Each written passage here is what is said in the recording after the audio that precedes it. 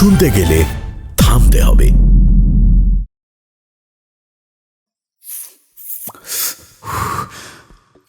আমাকে গতকাল সকালে নগদ 50,000 টাকা দিয়ে একটা ডিড টাইপ করিয়ে নিয়েছে সুরেশ দাস।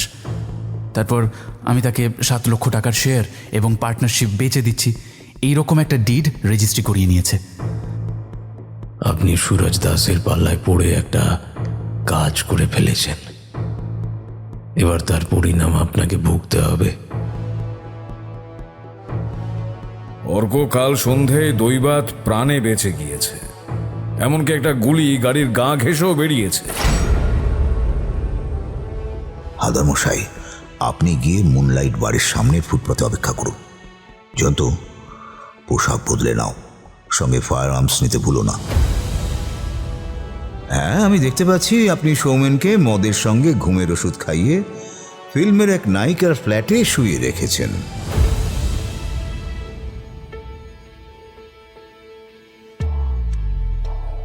নমস্কার, আমি কৌশিক। শুরু করছি দ্য স্টোরি হল্টের আজকের নিবেদন। সাহিত্যিক সৈয়দ মুস্তাফা সিরাজের কলমে কর্নেলের গল্প নেপথ্যে আততায়ীর অন্তিম পর্ব।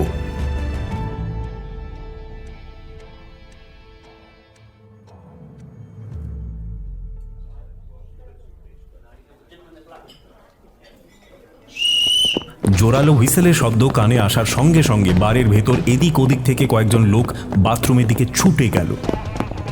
এতে বারের ভেতর একটা চাপা চাঞ্চল্য লক্ষ্য করলাম।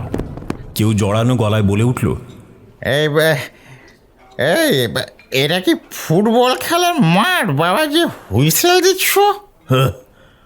সত্যি মায়েরে, এরা যেন একটা খেলার মাঠ হয়ে গেল।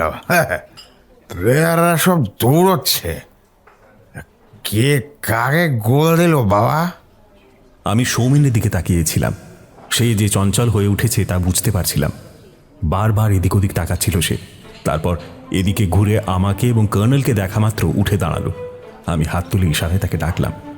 সৌমেন আমাদের টেবিলের কাছে এসে শ্বাস প্রশ্বাসের সঙ্গে বলল, ওই ভদ্রলোককে প্ল্যান মতো পুলিশ ধরতে পেরেছে কিনা দেখে আয় না জয়ন্ত। কর্নেল উঠে দাঁড়িয়ে বললেন, তুমি আর জয়ন্ত শিগগিরই সামনে দরজা দিয়ে বেরিয়ে যাও, তারপর জয়ন্তের গাড়িতে উঠে বসবে। জয়ন্ত, তুমি সৌমেনকে নিয়ে সোজা আমাদের ডেরায় চলে যাবে, কুইক।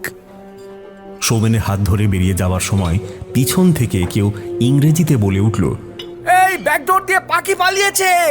ঘুরে দেখলাম বারের ম্যানেজার মিস্টার ডিসুজা কর্নেলের দিকে হাত নেড়ে সহাস্যে বলছেন, Colonel Sarkar, please don't think that any of our man has helped the bullshit. সৌমেনের হাত ধরে বেরিয়ে দেখলাম হালদার মশাই দরজার সামনাসামনি দাঁড়িয়ে আছেন। আমাদের দেখে নিজস্ব রীতিতেই বলে উঠলেন, হালায় ধরছে। জানি না, আপনি কর্নেলের জন্য অপেক্ষা করুন, আমি সৌমেনকে নিয়ে কর্নেলের অ্যাপার্টমেন্টে যাচ্ছি। গোয়েন্দা প্রবর গুলি গুলি চোখে দাঁড়িয়ে রইলেন। বোঝা গেল তিনি আমার সঙ্গে সৌমেনকে দেখে বাড়ির ভেতর ঠিক কী ঘটেছে তা বোঝার চেষ্টা করছেন। সৌমেনকে গাড়ির পিছনে বসতে বললাম। সে আমার কথার অর্থ বুঝতে পেরেছিল, তাই দুদিকের জানালার কাঁচ সে তুলে দিল। গাড়ি স্টার্ট দিয়ে দ্রুত এগিয়ে গেলাম।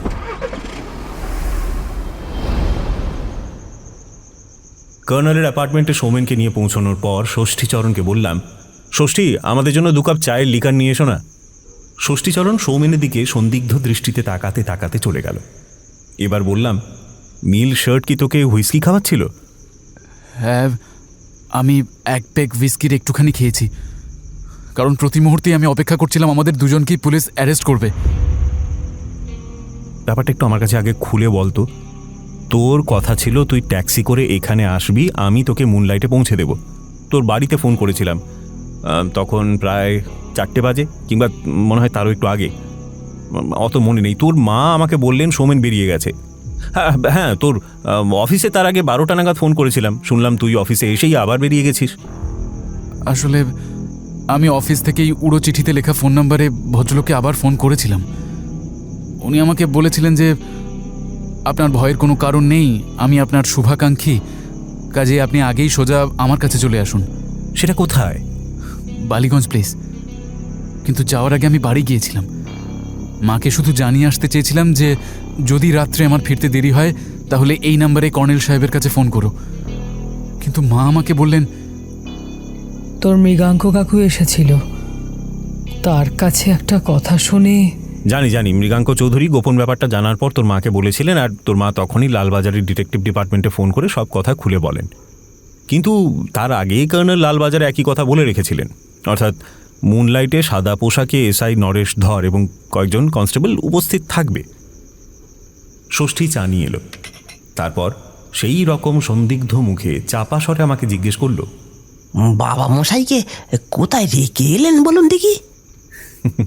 তোমার বাবু মশাই টিকটিকির সঙ্গে পার্ক স্ট্রিটে আড্ডা দিচ্ছেন, চিন্তা করো না, যে কোনো সময় এসে পড়বেন। ষষ্ঠী চলে গেল। তারপর সৌমেন বলল, মাকে একটু বকাবকি করেছি, কারণ মায়ের এই বাড়াবাড়িতে আমার ক্ষতির আশঙ্কা ছিল। তারপর তুই কি বালিগঞ্জ প্লেসে তমাল বোসের কাছে গিয়েছিলি? হ্যাঁ, ভদ্রলোকের নাম যে তমাল বোস তা আমি কিছুক্ষণ পরে জানতে পারলাম। যে বাড়িতে আমি গিয়েছিলাম সেটা অবশ্য তমালবাবুর বাড়ি নয়, ওটা একটা ফিল্ম স্টারের বাড়ি। তার নাম চন্দ্রিমা। অবশ্য আমি রিস্কটা নিতে ভয় পাচ্ছিলাম, কারণ কর্নেল সাহেবের চেয়ে পুলিশ আমার মতে আনপ্রেডিক্টেবল এলিমেন্ট। তাই ঝামেলায় যাতে পড়তে না হয়, তমালবাবুকে বাড়ির ভিতরে পুলিশ থাকার কথাটা জানিয়ে দিয়েছিলাম। কিন্তু ভুল অবশ্য হয়েছিল মায়ের। নাম না করে আমি তোর কথা তুলে সেই সূত্রে কর্নেল সাহেবের কথা তুলেছিলাম। তমালবাবু প্রথমে ভেবেছিলেন আমি তোদের এসব কথা বলেছি, তাই মৃগাঙ্ক কাকুর কথা তুলে তমালবাবুকে বলেছিলাম যে মৃগাঙ্ক কাকুই কর্নেল সাহেবকে আপনার কথা বলেছেন। তোর এই মৃগাঙ্কবাবু কিভাবে তোর এই গোপন কথাটা জানতে পারলেন? মানে উনি তোর মাকে সে কথা বলতে গিয়েছিলেন, এতে তো বোঝাই যাচ্ছে যে তিনি সম্ভবত তোর বাবার বন্ধু কিংবা কোনো সূত্রে আত্মীয়। মৃগাঙ্ক চৌধুরী ফিল্ম লাইনের লোক, উনি একজন বিখ্যাত চিত্র প্রযোজক।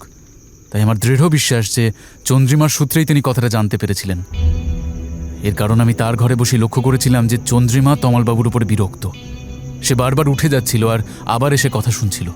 ও, তাহলে তো এটাই বোঝা যাচ্ছে যে চন্দ্রিমা মৃগাঙ্কবাবুকে গোপন কথাটা জানিয়েছে, তারপর শেষ পর্যন্ত তমালবাবুকে নিবৃত্ত করার চেষ্টা করেছে যাতে মুনলাইট বারে না যান তিনি। আমিও তাকে নিষেধ করেছিলাম। ভদ্রলোকের ব্যবহার কিন্তু বেশ মিষ্টি। কিছুক্ষণ পরে তিনি বলেছিলেন যে মুনলাইট বারে পুলিশ এবং কর্নেল সাহেবের উপস্থিতি থাকার সম্ভাবনা আছে, সেটা একটু যাচাই করে দেখা যাক। এই বলে তিনি টেলিফোনের রিসিভার তুলে কর্নেল সাহেবকে ফোন করেছিলেন। ফোন নাম্বার নিশ্চয়ই তুই দিয়েছিলি? ফোন নাম্বার দিয়ে নিশ্চয়ই আমি কিছু ভুল করিনি, কারণ আমার মনে হয়েছিল যে লোকটা নিজেই যদি কর্নেলের সঙ্গে এভাবে জড়িয়ে পড়ে তাহলে আমার গায়ে কোনো আঁচড় লাগবে না। তুই তুই তুই চিন্তা করে দেখ জয়ন্ত, লোকটাকে বারবার আমি অনুরোধ করছি আমাকে তার যা বলার কথা তিনি এখানেই তো বলতে পারতেন, বারে যাওয়ার দরকারটা কি? কিন্তু শেষ অবধি আমার মনে হয়েছিল যে লোকটা অত্যন্ত ধূর্ত অথবা একেবারে বোকার ধাড়ি। আর আমার সামনেই টেলিফোনে। সে আমি সব জানি, কারণ কর্নেল বেডরুমে যে টেলিফোনে তার কথার উত্তর দিচ্ছিলেন সেই টেলিফোনের এক্সটেনশন লাইন ড্রয়িং রুমে রয়েছে, তাই আমি দুই পক্ষের সব কথা শুনেছি। কিন্তু আমি এটা বুঝতে পারছি না যে তবু কোন সাহসে তমাল বোস বারে তোকে নিয়ে এলো। এই জন্যই তো বললাম তমাল বোস ধূর্ত কিংবা বোকা। কর্নেলকে টেলিফোন করার পর রিসিভার রেখে আমাকে হাসতে হাসতে বলল, মুনলাইট বারে পুলিশ এবং ওই কর্নেল ভদ্রলোকের থাকার কথা আমি জেনে গেছি। কাজেই কর্নেল লালবাজারে জানিয়ে দেবেন যে শিকারকে ফাঁদে ফেলা যাবে না। চিন্তার কোনো কারণ নেই, মুনলাইট বার নিরাপদ করে দিয়েছি। আমি ইতস্তত করে তাকে বলেছিলাম যে আপনি এত শিওর হচ্ছেন কি করে? তমালবাবুর মতে কোনো ঘুঘু যখন জেনে যায় ওখানে ফাঁদ পাতা হচ্ছে এবং ঘুঘুর শিকারিও যদি সে কথা জানতে পারে, তাহলে সে ফাঁদ পেতে সময় নষ্ট করবে কেন? আমি তবুও তমালবাবুকে নিবৃত্ত করার চেষ্টা করেছিলাম, বলেছিলাম যে কথাগুলো কি এখানেই বললে চলে না? তমালবাবু আমাকে অবাক করে বলেছিলেন, ব্রাদার, আমাদের মধ্যে যে কথা হবে তাতে একজন তৃতীয় পক্ষ থাকবে, তাকেও সন্ধে 6টার বাড়ি থাকতে বলেছি। সেই তৃতীয় পক্ষ কি বারে এসেছিল? না। তারপরই তমাল বোস কর্নেল সাহেবকে ঢুকতে দেখে চাপা স্বরে আমাকে বলেছিলেন, সোমেন বাবু, আমার মনে হচ্ছে অন্য পক্ষ আমার চেয়ে বেশি ধূর্ত। কারণ তোমার মুখে কর্নেলের চেহারার যে বিবরণ শুনেছি তাতে আমার মনে হচ্ছে সেই বুড়ো ঘুঘু শিকারি এসে গেছে। এটা বলে তমাল বোস একজন ওয়েটারকে ডেকে বাথরুমের কথা জেনে নিল। আর তারপর যা ঘটেছে তুই সবই দেখেছিস জয়ন্ত। ততক্ষণে আমাদের চা খাওয়া শেষ হয়েছে। ঘড়িতে প্রায় 7:30 বাজে। কর্নেলের জন্য এতক্ষণে একটু উদ্বিগ্ন হলাম, তিনি এখনও আসছেন না কেন? তাছাড়া তমাল বোসের নামে পুলিশের কোনো কেস নেই, শুধু দিল্লিতে এক ভদ্রমহিলার হত্যাকাণ্ড, এবং সেই সূত্রে সৌমেন আর আমাকে জড়িয়ে পুলিশ হত্যা রহস্যটা ফাঁস করতে চায়। নাকি তমাল বোসই মিসেস শালিনীর হত্যাকাণ্ডের ব্যাপারে জড়িত বলে কোনো সূত্র পেয়েছে পুলিশ? এমন হতে পারে যে কর্নেলও নরেশবাবুর কাছে আমার অজ্ঞাতসারে সে কথা জানিয়েছেন, তাই তিনি এত বেশি আগ্রহী হয়ে পড়েছেন। এমন সময় ডোরবেল বাজল। আমি জানি ষষ্ঠী পিছনে করিডোর দিয়ে গিয়ে দরজা খুলবে, তাই সোফায় হেলান দিয়ে আমি বসলাম। সৌমেন চাপা স্বরে বলল, আমার কেন জানি অস্বস্তি হচ্ছে। বি স্মার্ট সৌমেন, ইংরেজি কাগজের রিপোর্টার তুই, বলে যাস না। পর্দাটা তুলে প্রথমে কর্নেল, তার পিছনে হালদার মশাই ঘরে ঢুকলেন। হালদার মশাই আমাদের পাশ দিয়ে এগিয়ে সোফায় গিয়ে বসলেন। তারপর খিখি করে একটু হেসে বললেন, কি একখান ঘটলো চিন্তা করা যায় না। কর্নেল ইজি চেয়ারে বসে মাথার টুপি খুলে টেবিলে রাখলেন। তারপর রুমাল বের করে প্রথমে টাক, পরে মুখ মুছে দাড়ি ঝাড়লেন। বললেন,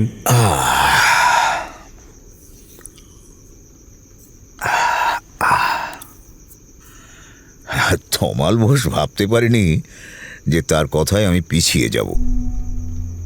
তমাল বোসের পিছনে আপনি কি দৌড়াদৌড়ি করছিলেন এতক্ষণ? হালদার মশাই বলে উঠলেন, কর্নেল স্যার জানতেন তমালবাবুর গাড়ি সামনের ফুটপাতেই রাখা আছে। তিনি অবশ্য দৌড়ান নাই। আমারে কইছিলেন ওই নীল শার্ট পরা এক ভদ্রলোক এই সামনের কোনো গাড়িতে উঠতে পারেন, তারে ধরতে হইব। আমি কথাটা শুই নাই, লক্ষ্য রাখছিলাম। তারপর দেখলাম সেই লোকটা দৌড়াইয়া একখান লাল গাড়িতে উঠল, তারপর উধাও হইয়া গেল। তমাল বোস বেরিয়ে গেছে কিচেনের দরজা দিয়ে। অবশ্য একটা গলি আছে তো, তবে আমি ভেবেছিলাম গাড়ি চেপে আসার রিস্ক সে নেবে না, ট্যাক্সিতেই সে আসবে, কাজেই তাকে পাকড়াও করা সহজ হবে।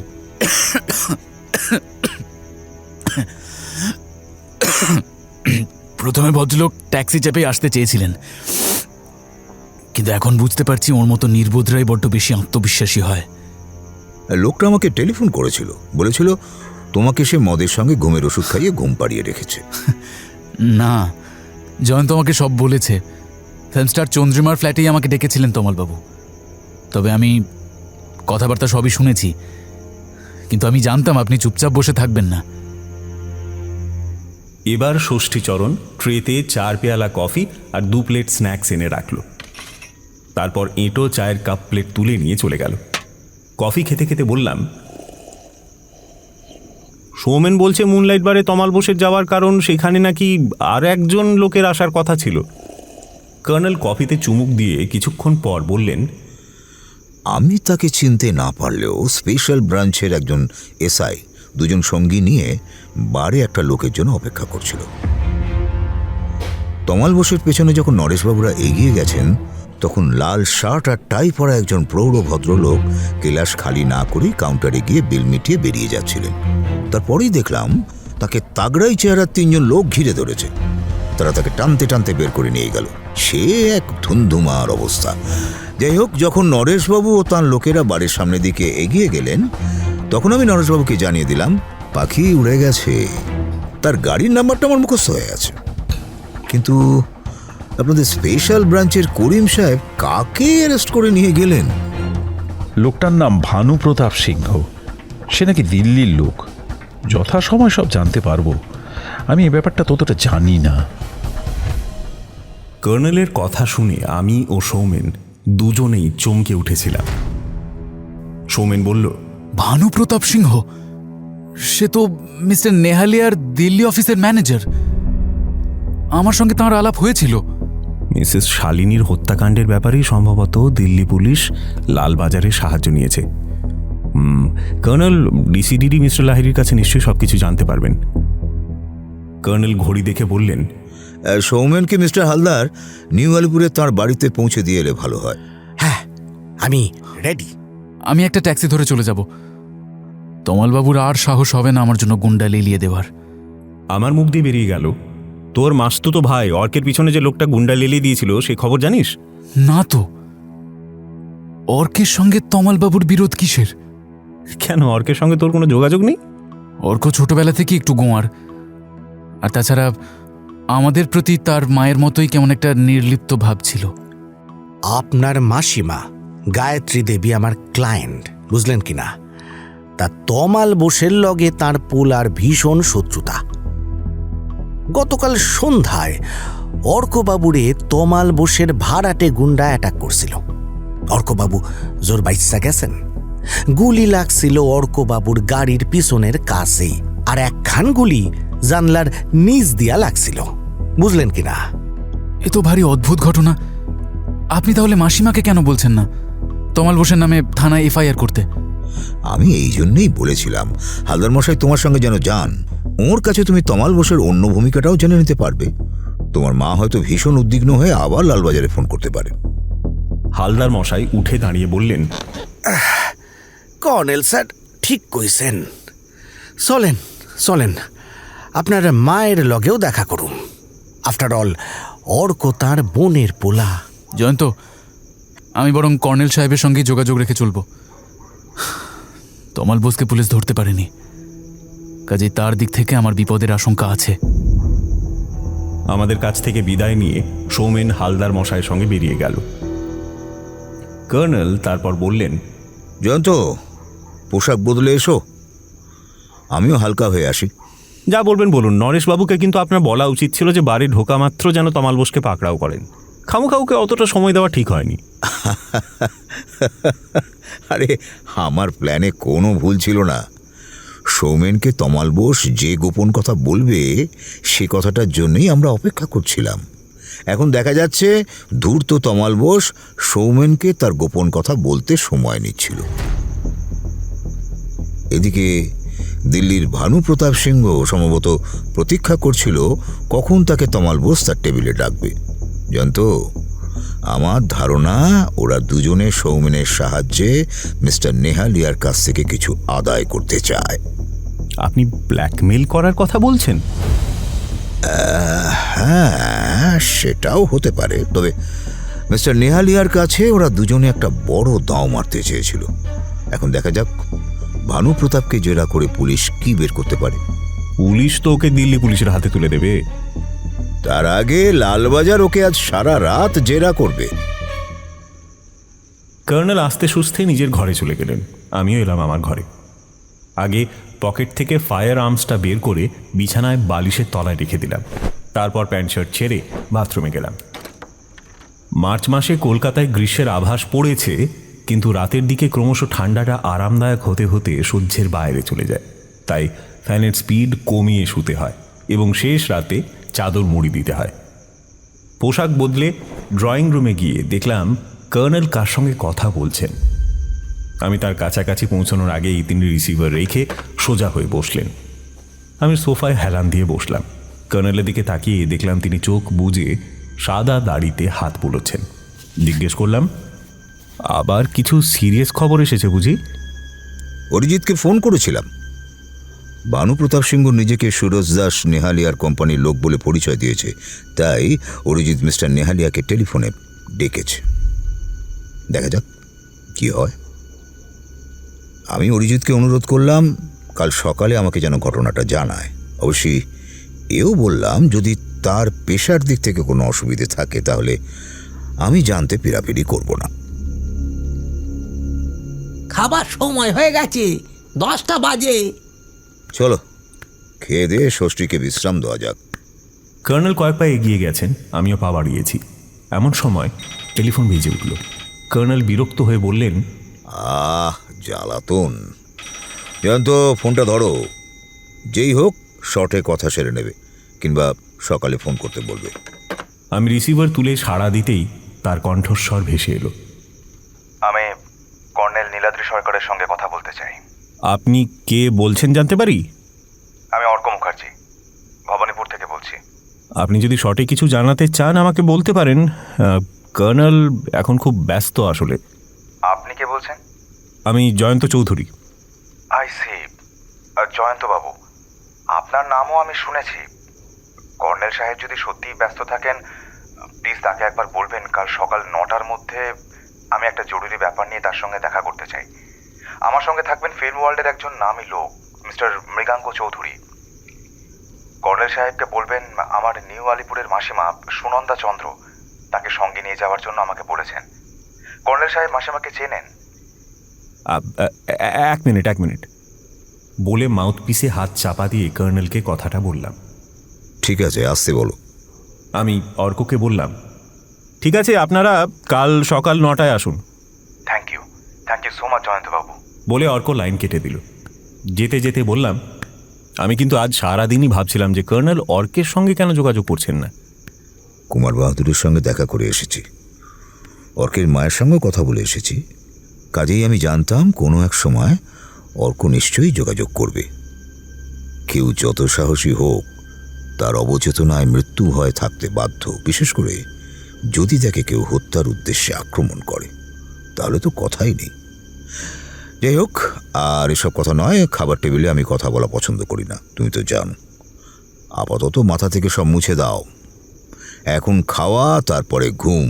জানত, ঘুম মানুষের স্নায়ুকে ধারালো অস্ত্রের মতো শান দিয়ে রাখে। খাওয়ার পর সে রাতে কর্নেল অভ্যেস মতো ড্রয়িং রুমে গিয়ে চুরুট টানতে বসলেন না। লক্ষ্য করলাম তিনি বেডরুমে ঢুকে পড়লেন। আমিও বেডরুমে ঢুকে শুয়ে পড়লাম। পরদিন সকাল 8টায় ড্রয়িং রুমে গিয়ে দেখলাম কর্নেল তখনও তাঁর ছাদের বাগান থেকে নেমে আসেননি।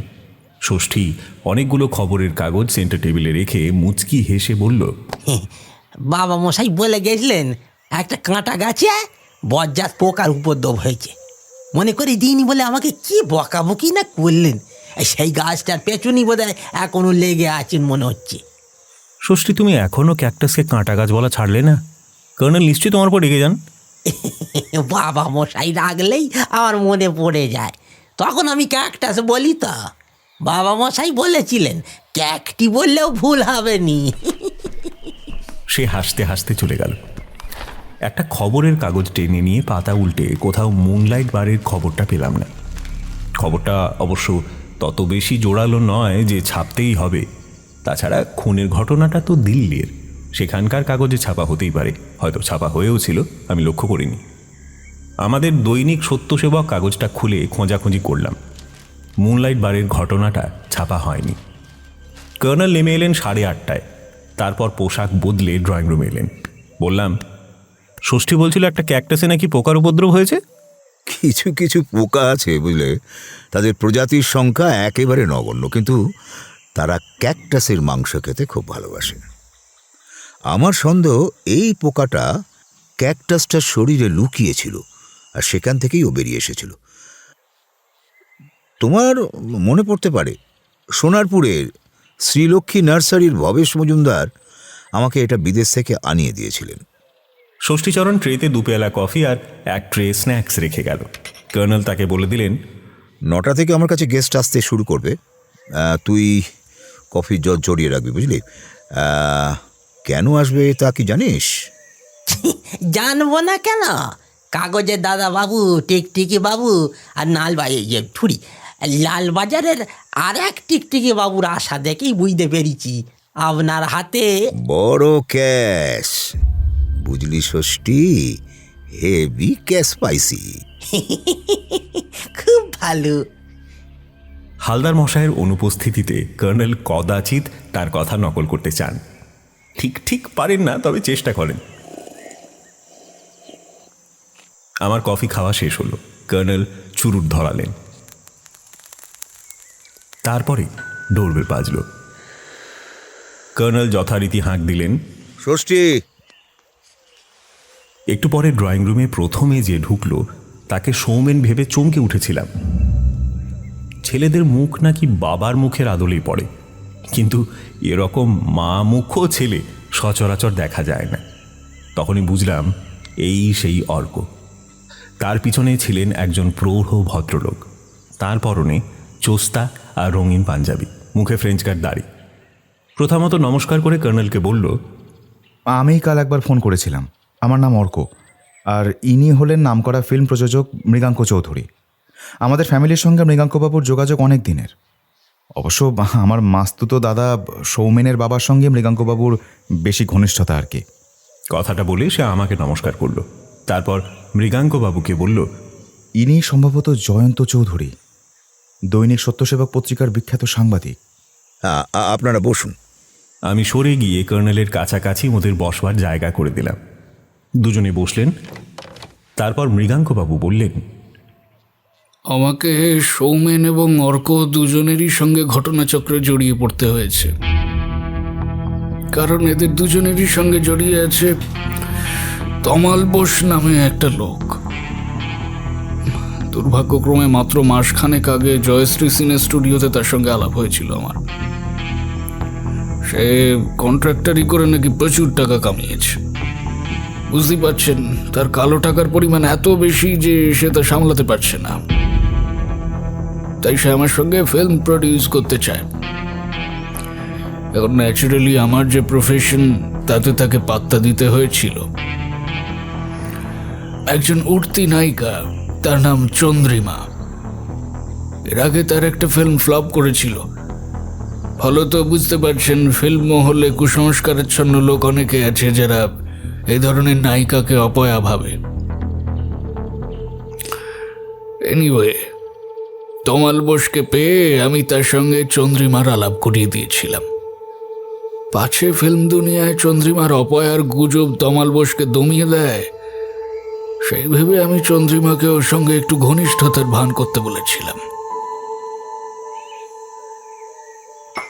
এই সময় ষষ্ঠীচরণ আরেকটা ট্রেতে কফির পট আর দুটো পেয়ালা রেখে আগে ট্রেটা তুলে নিয়ে গেল। কফি খান মিস্টার চৌধুরী। আপনার কথা আমি সৌমেনের মায়ের কাছে শুনেছিলাম। অর্ক মানে, আমি তোমার মাস্তুতো দাদাকে তুমি বলি, তোমাকেও তুমি বলছি। হ্যাঁ, অবশ্যই বলবেন। আর তাছাড়া আমার দাদু সুভদ্র নারায়ণ রায়চৌধুরী, যাকে এখনও হাস্যকরভাবে লোকেরা কুমার বাহাদুর বলে থাকে, তার কাছ থেকেই আমি জেনেছি আপনারা দুজন নাকি ঘনিষ্ঠ বন্ধু। কিন্তু আমি দাদুকে জিজ্ঞাসা করেছিলাম, জানেন তো, বলেছিলাম কর্নেল সাহেব যদি তোমার বন্ধু হন, তাহলে তাকে একদিনও এই বাড়িতে দেখতে পেলাম না কেন? দাদু তখন ছড়ি তুলে রাজোচিত গাম্ভীর্যে বলেছিলেন, তুই তো একটা বখাটে ছেলে, সারাদিন টোটো করে ঘুরে বেড়াস, বাড়ি ফেরিস রাত 10টার পর। তুই কি করে দেখতে পাবি কর্নেল সাহেবকে?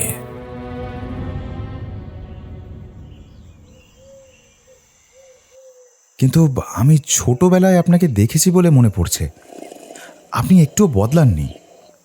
তোমার দাদু রাজবংশধর, কিন্তু ইনি মিলিটারি রিটায়ার্ড অফিসার। ছড়ির বদলে কর্নেল সাহেব তোমাকে ফায়ার আর্মস দিয়ে বধ করবেন, কাই চুপচাপ কফি খাও। কথাটা বলে তিনি কর্নেলের দিকে তাকালেন। বুঝলেন কর্নেল সাহেব, এই অর্কটা বড্ড বেশি বাচাল আর ঝগড়াটে। ওদের ক্লাবে তমাল বোসও একজন মেম্বার। সেখানে চন্দ্রিমা স্বাভাবিকভাবেই অর্কের সঙ্গে একটু বেশি মেলামেশা করায় তমাল বোস চটে গিয়েছিলেন। ব্যাস, তারপরে অর্কের একদিন মাথা খারাপ হয়ে গেল। সবার সামনে তমাল বোসকে ঘুষি টুষি মেরে একেবারে, তারপরে সাপের লেজে পা পড়লে যা হয়। আমি জানতাম না কর্নেল সাহেব, পরশু সন্ধ্যায় কে নাকি অর্কের গাড়ি লক্ষ্য করে গুলি চালিয়েছিল। বুঝতে পারছিলাম মৃগাঙ্ক চৌধুরী এক সদালাপী এবং খোলা মনের মানুষ। কিছুক্ষণ ধরে তিনি অর্কের গোয়ার তুমি নিয়ে রসিকতা করে গেলেন। তারপর কফি শেষ হলে পাঞ্জাবির পকেট থেকে একটা বিদেশি সিগারেটের প্যাকেট বের করলেন। আমার দিকে তিনি প্যাকেটটা বাড়িয়ে দিলে আমি ধন্যবাদ বলে ফিরিয়ে দিলাম। এ সময় অর্ক বলল, আমার এখানে অ্যাপয়েন্টমেন্ট আছে কাকু, যে জন্য আমরা কর্নেল সাহেবের কাছে এসেছি। এবার সেই কথাটা আপনি বলুন। আশ্চর্য, তোমার কথা তুমিই বলবে তো? বলো, তারপর দরকার হলে আমি মুখ খুলব।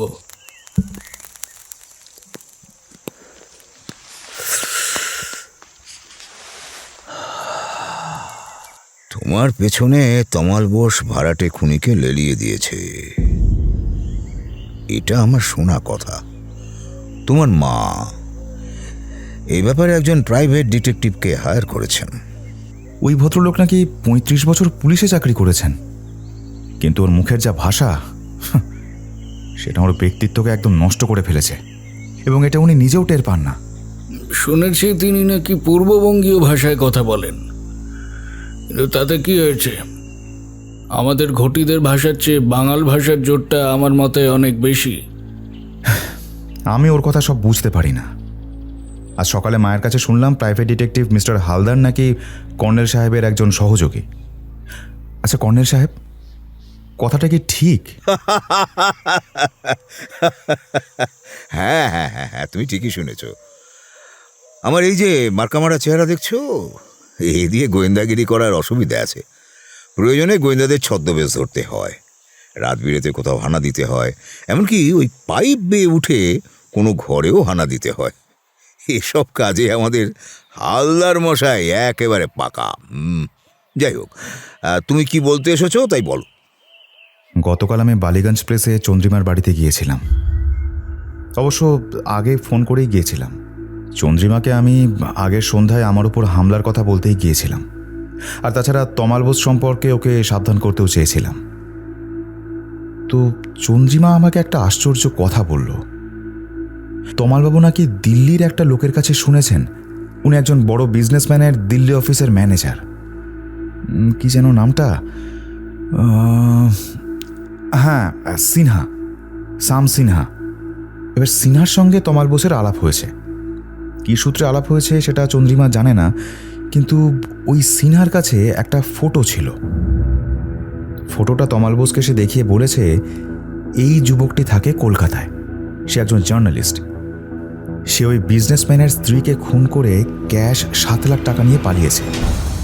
ভদ্রমহিলা সেই দিনে ওই টাকাটা ব্যাংক থেকে তুলেছিলেন, আর ফটোটা দেখে তমাল বোস নাকি চিনতে পেরেছে। তমাল বোস বলেছে ফটোটা তোমার, এই তো? আগে হ্যাঁ, আমার ঘুষি খেয়ে বোসবাবু আমার বিরুদ্ধে ভাড়াটে খুনি লাগিয়েছে। কাজেই ওই ফটো দেখে সে ন্যাচারালি আমাকে পুলিশে দেওয়ার সুযোগ ছাড়তে চায়নি।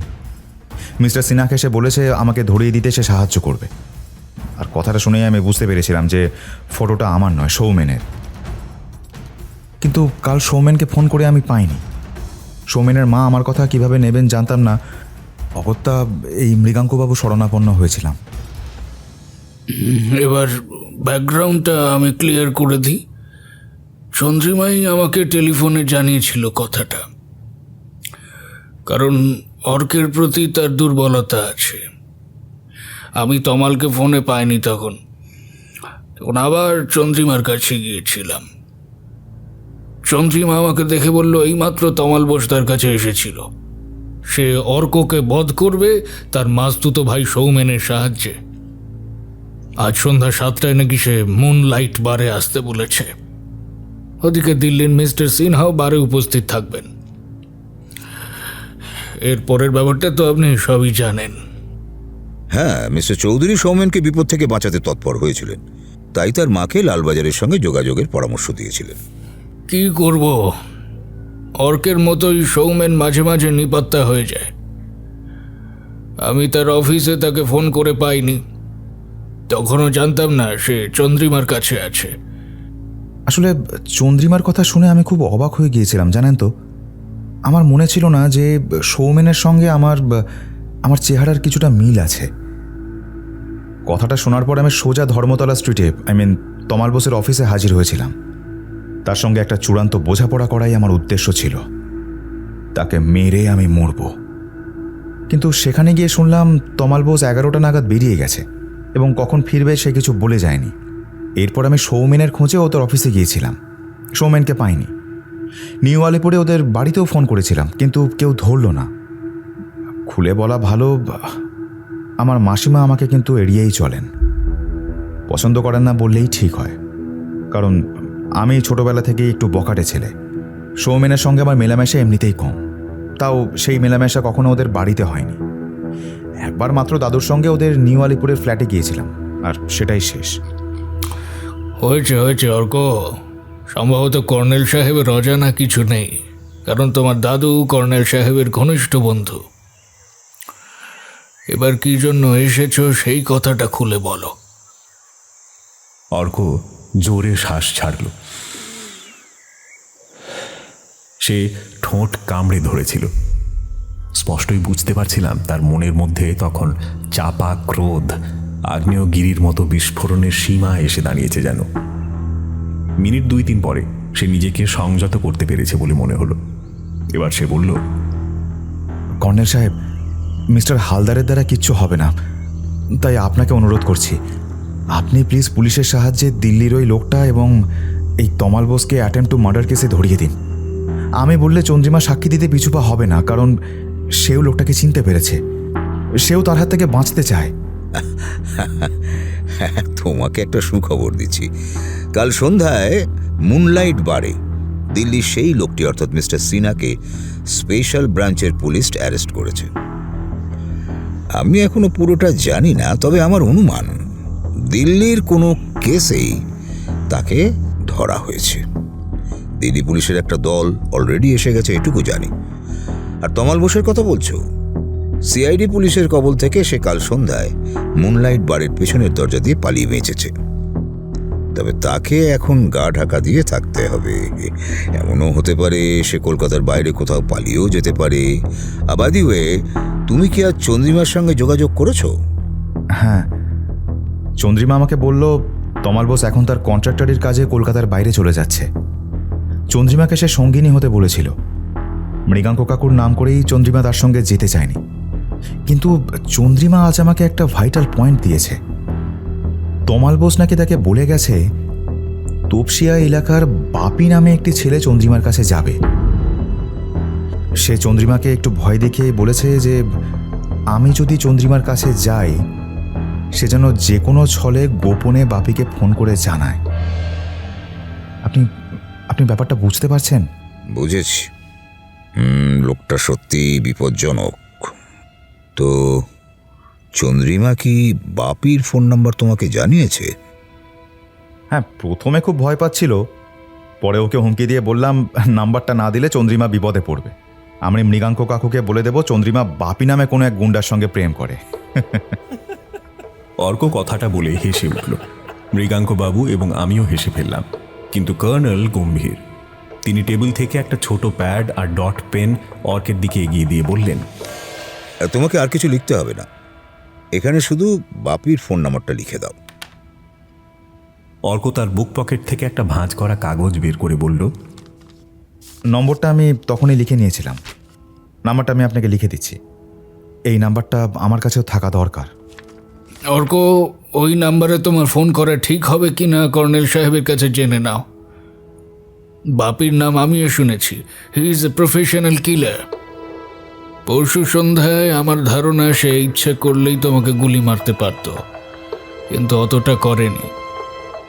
শুধু তমাল বোসের টাকার দায় মেটাতে ইচ্ছে করেই তোমার গাড়ির পিছনের কাছে গুলি করেছে, আর একটা গুলি জানলার নিচ দিয়ে পিছলে গেছে। আমার ধারণা সে তমাল বোসকে বোঝাতে চায় দুবার গুলি করেও সে ব্যর্থ হয়েছে, অতএব তার রেট বাড়াতে হবে। কর্নেল সাহেব কি বলেন? You are right mister Chowdhury. বাপির নাম আমি পুলিশ সূত্রে জেনেছি। ওর বিরুদ্ধে অনেকগুলো খুনের অভিযোগ আছে, কিন্তু ওর গার্জেন একজন রাজনৈতিক প্রভাবশালী নেতা। শুনেছি আমার দাদুর একটা পুরনো আমলের কোল্ট রিভলভার আছে, আমার কাছে কিছুই নেই। ইস, আমার যদি একটা ফায়ার আর্মস থাকতো। অর্ক, তুমি আবার গোয়ার করছো। আমার ভয় হচ্ছে তুমি চোরাবাজার থেকে ফায়ার আর্মস কিনে কখন না কেলেঙ্কারি করে ফেলো। এতক্ষণে কর্নেলের মুখে হাসি ফুটল। তিনি বললেন, তুমি যখন আমার কাছে এসেছো তখন নিশ্চিন্ত থাকো। অন্তত তমাল বোস কলকাতায় ফিরে না আসা পর্যন্ত বাপি তোমার ওপর সেকেন্ড অ্যাটেম্প্ট করবে না। এবার মিস্টার চৌধুরীকে একটা পরামর্শ দিতে চাই। হ্যাঁ, বলুন। কর্নেল পুড়ে যাওয়া চুরুটটা ঘষে নিভিয়ে দিলেন, তারপর বললেন, আপনার হাতে কি এখন কোনো ছবি আছে? একটা ছবি তো শুরু করব ভেবেছি, কিন্তু ছবিটার বাজেট অনেক বেশি, তাই তমালকে আমি সঙ্গে নিতে চেয়েছিলাম। তো এখন যে অবস্থা, তাতে হয়তো ওকে আর বাই এনি চান্স ছবিটা যদি শুরু করার সুযোগ পান, আপনি চন্দ্রিমাকে যে কোনো একটা রোলে নিন। আউটডোর শুটিংয়ের নিশ্চয়ই দরকার হবে। আজকাল তো বড় পর্দায় বাইরের জগৎকে দর্শক দেখতে চায়। বিহার সীমান্ত এলাকায় অনেক ভালো ভালো শুটিং স্পট আমার জানা আছে। আপনি যদি চন্দ্রিমাকে সেখানে অন্তত 1 সপ্তাহের জন্য নিয়ে গিয়ে রাখতে পারেন তাহলে ভালো হয়, কারণ চন্দ্রিমা বাপির পাল্লায় পড়ে বিপন্ন হতে পারে। আপনি নিশ্চয়ই এদিকটা চিন্তা করেছেন। দেখুন, আমার যা সঙ্গতি তাতে ছবিটার অর্ধেকের বেশি গড়ে তোলা সম্ভব। অবশ্য আপনাদের আশীর্বাদে বাজারে আমার সুনাম আছে। আমি ছবিতে হাত দিয়েছি জানতে পারলে বাকি টাকার জন্য কো প্রডিউসার হওয়ার চান্স অবশ্যই আছে। কোনো মানে হয় না। মৃগাঙ্ক চৌধুরী ছবি করছে জানলে অনেক তমালবসি ছুটে আসবে। ছবিতে হাত না দেওয়ার কারণ আমি বলবো? বলো। আপনি বলিউডের এক নায়িকার জন্য অপেক্ষা করছেন। তার ডেট পেলেই ছবিতে হাত দেওয়ার কথা ভেবেছিলেন। ঠিক আছে, তোমার কথা সত্যি মানছি, কিন্তু ছবির কিছু কিছু অংশ বম্বের নায়িকা ছাড়াই তুলে রাখা হয়। আপনাদের এই কুসংস্কারটা আমি কিছুতেই বুঝতে পারি না। চন্দ্রিমা একবার ফেল করেছে বলে কি বারবার ফেল করবে? বলিউড ছেড়ে টলিউডের নায়িকাই নিন না। কর্নেল ঘড়ি দেখছিলেন। মৃগাঙ্কবাবু সেটা লক্ষ্য করে বললেন, চলো অর্ক, 10টা বেজে গেছে। কর্নেল সাহেব, ছবিটা আমি করব। আপনি আমাকে কয়েকটা লোকেশনের ঠিকানা লিখে দিন। কর্নেল সেই প্যাড থেকে বাপির ফোন নাম্বারটা ছিঁড়ে নিয়ে পকেটে রাখলেন। তারপর প্রায় 5 মিনিট ধরে তিনি তার পরিচিত কতগুলো লোকেশনের ঠিকানা ইত্যাদি লেখার পর মৃগাঙ্কবাবুর হাতে দিয়ে বললেন, এই জায়গাগুলোর মধ্যে কোথাও ফরেস্ট বাংলো, কোথাও সেচ বাংলো, কোথাও ট্যুরিস্ট বাংলো, এমনকি প্রাইভেট বাংলো পাওয়া যায়। আপনি আগে লোকেশন ঠিক করে আমাকে রিং করবেন। আমি যাতে আপনার সুবিধা হয় আগে ফোন করে আমি ব্যবস্থা করে রাখবো। এর মধ্যে অন্তত 2টো লোকেশন আমার চেনা, বাকিগুলো আছে না। ঠিক আছে, এখন উঠি। আপনি অর্ক এবং সৌমেনের নিরাপত্তার ব্যবস্থা করতে পারলে খুশি হব কর্নেল সাহেব। চলি। এই বলে তিনি অর্কের কাঁধে হাত রেখে বেরিয়ে গেলেন। তারপর আমি বললাম, এই কেসটার ব্যাকগ্রাউন্ড বড্ড এলোমেলো। কতগুলো ঘটনা চারিদিকে ছড়িয়ে ছিটিয়ে রয়েছে, অথচ সেগুলোর মধ্যে স্পষ্টই একটা লিঙ্ক আছে। তবে আমি বুঝতে পারছি না দিল্লিতে ওই ভদ্রমহিলার সঙ্গে সুরজ দাস নেহালিয়ার সম্পর্কটা কি সত্যি স্বামী স্ত্রীর, নাকি আজকাল ওই যাকে বলে লিভ টুগেদার তাই। কর্নেল ইজি চেয়ারে বসে চোখ বুজে প্রশস্ত টাকে হাত বুলোচ্ছিলেন। ওই অবস্থায় থেকেই বললেন, এই লিঙ্কটা খুঁজে বের করতে হলে তোমাকেই একটু তৎপর হতে হবে। আপনার কথা শুনে তো অস্বস্তি হচ্ছে, তবু আমি রিস্ক নিতে দ্বিধা করব না। এবার বলুন কি করতে হবে আমাকে। সুরজ দাস নেহালিয়ার সঙ্গে তোমার দিল্লিতে পরিচয় হয়েছে, কাজেই তোমার প্রথম কাজ কলকাতায় তার অফিসে কিংবা বাড়িতে গিয়ে তার সঙ্গে বাক্যালাপ। তুমি প্রসঙ্গত সৌমেনের কথাই বেশি করে বলবে। তোমাকে আমি তমাল বোসের লেখা সেই উড়ো চিঠিটার একটা জেরক্স কপি দেব। তুমি মুনলাইট বারের ঘটনাটা বলবে, কিন্তু তার দিল্লি অফিসের ম্যানেজার ভানু প্রতাপের ব্যাপারটা চেপে যাবে। কিন্তু তার সম্পর্কে খোঁজ খবর নিতেও পারো। তুমি দিল্লিতে গেলে তার সঙ্গে দেখা করবে, ইত্যাদি ইত্যাদি। আপনার ইত্যাদি ইত্যাদি আমি বুঝতে পেরেছি ঠিকই, কিন্তু সুরজ দাস যতখানি মনে হয় অতিশয় ধূর্ত লোক। কর্নেল চোখ খুলে সোজা হয়ে বসলেন। তারপর বললেন, আমরা আর এক রাউন্ড কফি খাবো। তারপর তুমি মিস্টার নেহালিয়ার নেম কার্ড দেখে প্রথমে তার অফিসে ফোন করবে, তারপর দরকার হলে তার বাড়িতে। আর এক রাউন্ড কফি খাওয়ার পর আমার ঘরে গিয়ে মিস্টার নেহালিয়ার নেম কার্ডটা নিয়ে এলাম। তিনি কার্ডটা নিজে দিয়েই আমাকে বলেছিলেন কলকাতায় ফিরে যেন ওনার সঙ্গে যোগাযোগ করি। ওনাদের বিজনেস ওয়ার্ল্ডে চমকপ্রদ সব ঘটনা ঘটে, আমাকে সেসব খবর উনি দেবেন। তার কথা শুনে আমার মনে হয়েছিল ব্যবসা জগতে তার কিছু শত্রু বা প্রতিপক্ষ আছে। খবরের কাগজে তাদের গোপন কথা যাতে আমি ফাঁস করি, তাই তিনি সৌমেনের মতোই আমার প্রতি আগ্রহী। আমি সৌমেনদের ইংরেজি কাগজটির পাতা কখনো উল্টে দেখিনি। এমন হতে পারে সৌমেন তাদের কাগজে মিস্টার নেহালিয়ার সূত্রে পাওয়া অনেক খবর প্রকাশ করেছে। ঠিক 11টায় মিস্টার নেহালিয়ার ব্র্যাবন রোডে তার অফিসে ফোন করলাম। প্রথমে ভেসে এলো মহিলা অপারেটরের মিঠে কণ্ঠস্বর। আমি নাম বলার পর কিছুক্ষণ অপেক্ষা করতে হলো। তারপর সেই অপারেটর বললেন, মিস্টার নেহালিয়া এখন কনফারেন্সে ব্যস্ত আছেন স্যার, আপনি কাইন্ডলি 12টার পর কল করবেন। আমি তাকে আমার নামটা নোট করে নিতে বললাম। জানিয়ে দিলাম আমি মিস্টার নেহালিয়ার সুপরিচিত একজন সাংবাদিক। একটু অবাকই লাগলো কর্নেল। দেখুন, সৌমেনও একজন সাংবাদিক এবং মিস্টার নেহালিয়ার খুব কাছের লোক। সে কি তার অফিসে কখনো রিং করে না? কিংবা মিস্টার নেহালিয়াও কি তাকে রিং করেন না? করাটাই স্বাভাবিক, তাই না? আর এভাবেই মহিলা অপারেটরের কাছে সৌমেন বা তার নাম নিশ্চয়ই পরিচিত। অথচ অপারেটর আমাকে জিজ্ঞেস করলেন না যে আমি সৌমেন কিনা। এই জন্যই তোমাকে বলি, তুমি বোঝো সবই, কিন্তু দেরিতে। তুমি ভুলে গেছো এসব বড় বড় মানুষের ব্যক্তিগত টেলিফোন থাকে, যেটাকে হটলাইন বলতে পারো। সৌমেন এবং তার মধ্যে যোগাযোগ সেই হটলাইনই হওয়া স্বাভাবিক। কর্নেলের কথায় বিব্রত বোধ করছিলাম। ঠিকই তো, এটা তো আমার আগেই চিন্তা করা উচিত ছিল, কারণ আমার কাছে অনেক ভিআইপির হটলাইন নাম্বার আছে। কিন্তু বোঝা যাচ্ছে না মিস্টার নেহালিয়া আমাকে তার সেই নাম্বারটি কেন দেননি। আমি আবার রিসিভার তুলে সৌমেনের বাড়িতে ফোন করলাম।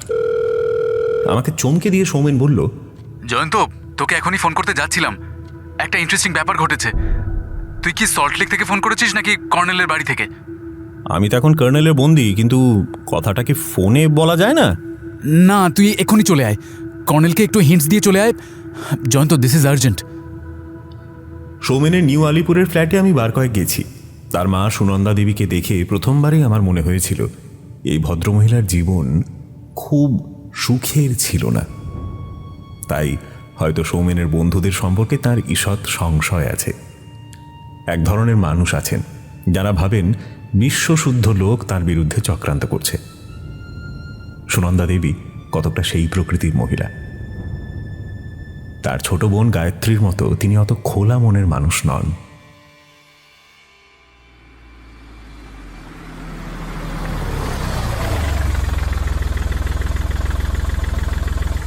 আমার গাড়ি পার্কিং জোনে রেখে 3 তলায় সৌমেনের অ্যাপার্টমেন্টের দরজায় ডোরবেলে আঙুল ছোঁয়ালাম। সৌমেন আমার জন্য প্রতীক্ষা করছিল। সে দরজা খুলেই বলল, আমি জানলা দিয়ে লক্ষ্য করেছি তোর গাড়ি আসছে। আগে বস, আজকে একটু গরম পড়েছে মনে হচ্ছে। একটা কোল্ড ড্রিঙ্ক খা, আমি নিয়ে আসছি। বসার ঘরটা বেশ বড় এবং লম্বা চড়া। একটা বুক শেলফে প্রচুর বই। ঘরটার আসবাবপত্র একেবারে একালীন। আমি জানি সৌমেনের বাবা অমিতেশচন্দ্র বংশের পেশা ছেড়ে শিক্ষকতার লাইনে পা দিয়েছিলেন। তিনি ছিলেন ইতিহাসের অধ্যাপক। সৌমেন এসব বইগুলো দেখিয়ে বলে, ইতিহাসের ওই কবরখানা দেখলেই আমার গা ছমছম করে। মানুষ বর্তমান নিয়েই বাঁচে। আমার বাবা অদ্ভুত মানুষ ছিলেন। হার্ট অ্যাটাকে যখন নিঃশব্দে মারা যান, তখন তাঁর বুকের উপরে একখানি ইতিহাস বই ছিল। বাবাকে নিয়ে সৌমেন অনেক হাস্য পরিহাস করে। একটু পরেই সৌমেন ট্রেতে 2 কোল্ড ড্রিঙ্ক নিয়ে এসে সেন্টার টেবিলে রাখলো। এই যে, মায়ের ব্রেনে এখন হাই টাইম চলছে। কিচেনে কাজের মেয়েটিকে নিয়ে স্টিম ইঞ্জিন চালাচ্ছেন বলে সে ওপেনার দিয়ে কোল্ড ড্রিঙ্কগুলো খুলে ফেলল। তার হাব ভাব এবং কথাবার্তায় মনে হচ্ছিল ব্যাপারটা যেমন গুরুতর ভেবেছিলাম তেমন হয়তো নয়। তাই বললাম, তুই তো খুব আনন্দে আছিস মনে হচ্ছে। আমি তো ভাবছিলাম কালকের ঝামেলার যে আজও চলেছে। সৌমেন 2 স্ট্র ট্রে থেকে নিয়ে একটা আমার বোতলে গুঁজে দিল, আর তারপর অন্যটা নিজের বোতলে গুঁজে কয়েকবার টান দেওয়ার পর বলল, তোকে আমি গুরুতর কোনো ঘটনার কথা বলিনি তো। বলেছিলাম ঘটনাটা ইন্টারেস্টিং। আচ্ছা বেশ, ঠিক আছে, এবার বল কি হয়েছে। 11টার সময় হঠাৎ একটা ফোন এসেছিল। ভাগ্যিস তখন মা কিচেনে ঢুকেছিলেন। ফোনটা কার জানিস? আমার মাস্তুতো ভাই অর্কের প্রেমিকা, সেই ফিল্ম স্টার মেয়েটির। চন্দ্রিমা সেনের ফোন? হ্যাঁ। চন্দ্রিমাকে আমি কখনো দেখিনি। তমাল বোসের কাছেই ওর নাম শুনেছিলাম। তমাল বোসই বলেছিল অর্কর সঙ্গে তার ঝামেলার কথা। যাই হোক, চন্দ্রিমা বলল সে নিজেকে বিপন্ন মনে করছে, কারণ তমালবাবু কোথায় গা ঢাকা দিয়েছেন এখনও তার সঙ্গে যোগাযোগ করেননি। এদিকে তোপসিয়া এলাকার একজন ভাড়াটে খুনি বাপি, তুই চিনিস নাকি তাকে? না, তুই চন্দ্রিমা কি বললো তাই বল। কিছুক্ষণ আগে বাপি চন্দ্রিমার বাড়িতে এসেছিল। ভয়ে ভক্তিতে তো বটেই, তাছাড়া ওই তমাল বোসের সঙ্গে বাপি কয়েকবার চন্দ্রিমার ফ্ল্যাটে এসেছে। ভাই একটু সংক্ষেপে বল, আমার তাড়া আছে। বাপি কার কাছ থেকে শুনেছে যে অর্ক নাকি চন্দ্রিমার ওখানে আছে, তাই সে সেখানে এসেছে। চন্দ্রিমা জানে অর্ককে খুন করবার জন্য তমাল বোস তাকে কিছু টাকা অ্যাডভান্স করেছে। অর্ক সেখানে নেই দেখে বাপি বলে গেছে যে অর্ক এলেই যেন চন্দ্রিমা তাকে ফোন করে জানিয়ে দেয়। আর তাছাড়া বাপির লোক চন্দ্রিমার ফ্ল্যাটের দিকে সারাক্ষণ নজর রাখবে। চন্দ্রিমা যদি নাও জানায়, তার লোক তাকে অর্কের কথা জানাবে। অর্থাৎ যাকে বলে মানে চূড়ান্ত থ্রেটনিং আর কি। তোর নাম্বার চন্দ্রিমা পেল কোথায়? কাল মুনলাইট বারে যাওয়ার আগে তমাল বোসই আমার নাম্বারটা চন্দ্রিমাকে দিয়ে গিয়েছিল। তখন তো তুই সেখানে ছিলি, তোর নাম্বার তাকে দিল কেন? তুই তমাল বোসকে জিজ্ঞেস করিসনি? আমাকে জিজ্ঞাসা করতে হয়নি, বজ্জাতটা নিজেই বলেছিল যে আমার কোনো বিপদ হলেও যেন চন্দ্রিমাকে সাহায্য করে। ওর বাড়িতে কোনো পুরুষ গার্জেন নেই, আছেন শুধু ওর পিসিমা, কিন্তু তিনি বৃদ্ধা এবং রুনো। অবশ্য সিকিউরিটি গার্ড আছে নিচের তলায়। কিন্তু চিন্তা করে দেখ, মোটর সাইকেল হাঁকিয়ে কেউ যদি এসে বলে আমি তপসি আর বাপি ব্যানার্জি, তাহলে ভয় পেতেই হবে, কারণ নামটা মিডিয়ার কল্যাণে অসংখ্য মানুষ জেনে গেছে। ঠিক আছে, মেক ইট ব্রিফ। হ্যাঁ, মানে সে অর্ক এবং তার আসল গার্জেন মৃগাঙ্কু চৌধুরীকে রিং করেছিল, কিন্তু তাঁদের পায়নি। পাবে কি করে? তারা তো তখন কর্নেলের ডেরায়। কর্নেল মিস্টার চৌধুরীকে পরামর্শ দিয়েছেন তার ছবির আউটডোর লোকেশনে চন্দ্রিমাকে নিয়ে যেন শিগগির চলে যান। সেটা সময় সাপেক্ষ। চন্দ্রিমা এখনও ফিল্ম লাইনে নিজের পায়ে দাঁড়াতে পারেনি, তাই সে তত স্মার্ট নয়। সে আমাকে ফোন করে সাহায্য চাইল, অর্থাৎ তার কি করা উচিত। এবার আমি ওকে বললাম যে পুলিশে জানিয়ে কোনো লাভ হবে না, আপনি এক কাজ করুন যে আমি আপনার ওখানে যাচ্ছি, আমি ট্যাক্সিতে যাব, আপনি আমার সঙ্গে আসতে ভয় পাবেন না, আমি আপনাকে সোজা অর্কর দাদুর বাড়িতে পৌঁছে দেব। আমি আরও জানিয়ে দিচ্ছি যে অর্ক আর আমি মাসতুতো ভাই। অর্কের দাদু আমারও দাদু, তিনি রাজা জমিদার বংশের মানুষ, এখনও তিনি কুমার বাহাদুর নামে পরিচিত। আরে তা তুই আমাকে ডাকলি কেন? বেচারা হয়তো তোর প্রতীক্ষা এখন অস্থির হয়ে আছে, আর তুই এভাবে আমাকে ডাকলি। অ্যাকচুয়ালি মানে আমার একা যেতে ভয় করছে। বাপির লোক নাকি চন্দ্রিমার ফ্ল্যাটের দিকে নজর রেখেছে, তাই ভাবলাম যে তোকে আমার সঙ্গী করবো আর কি। ততক্ষণে আমাদের কোল্ড ড্রিঙ্ক খাওয়া হয়ে গেছে, ট্রে আর বোতল দুটো টেবিলেই থাকলো। সৌমেন আমার কোনো কথা না শুনেই ভেতরে চলে গেল। একটু পরেই প্যান্ট শার্ট বদলে ফিরে এলো সে। আর মাকে তোর কথা বলিনি। কাজের মেয়েটিকে আমি বলে এলাম যে অফিসের কাজে বেরোচ্ছি, দরজা বন্ধ করো। কাজেই জয়ন্ত, তুই এখন আগে বের হ।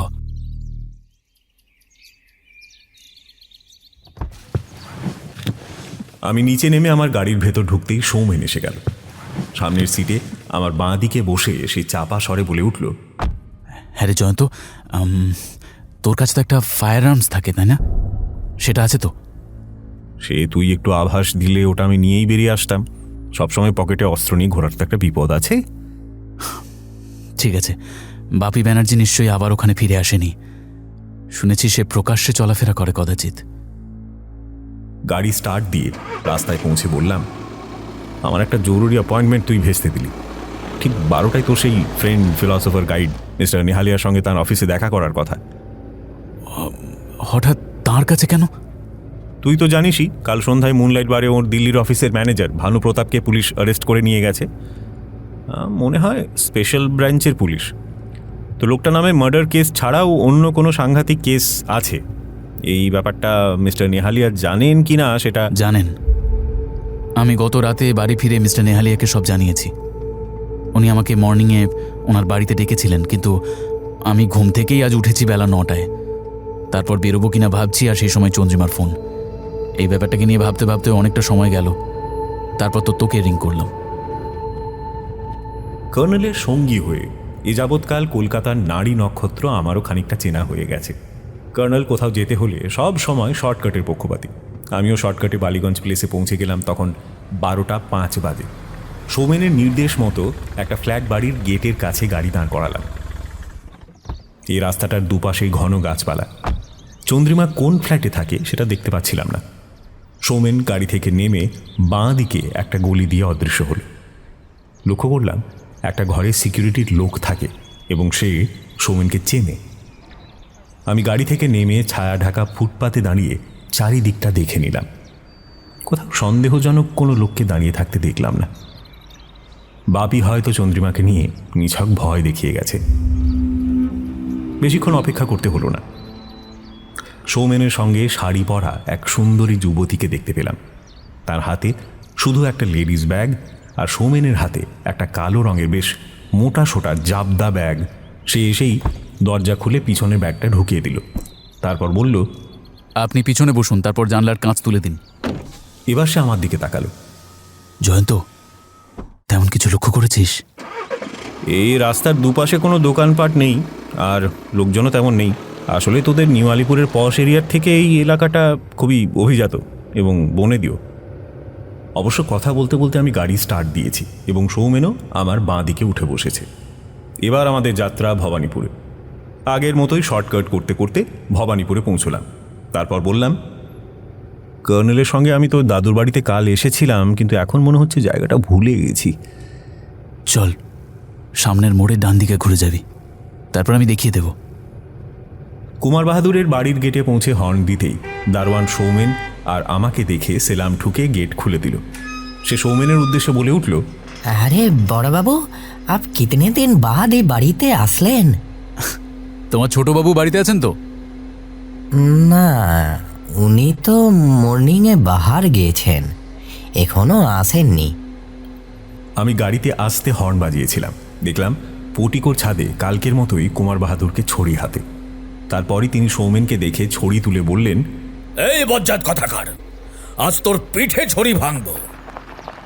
পটিকোর ভেতর গাড়ি ঢুকিয়ে আমি জিজ্ঞেস করলাম, মিস সেনকে কি সঙ্গে নিয়ে যাবি? প্লিজ জয়ন্ত, একটু সময় দে। আমি আগে দাদুকে ম্যানেজ করি, তারপর মাসিমাকে তুষ্ট করতে হবে। এখন কিছুক্ষণ আমার রীতিমতো অভিনয়ের পালা।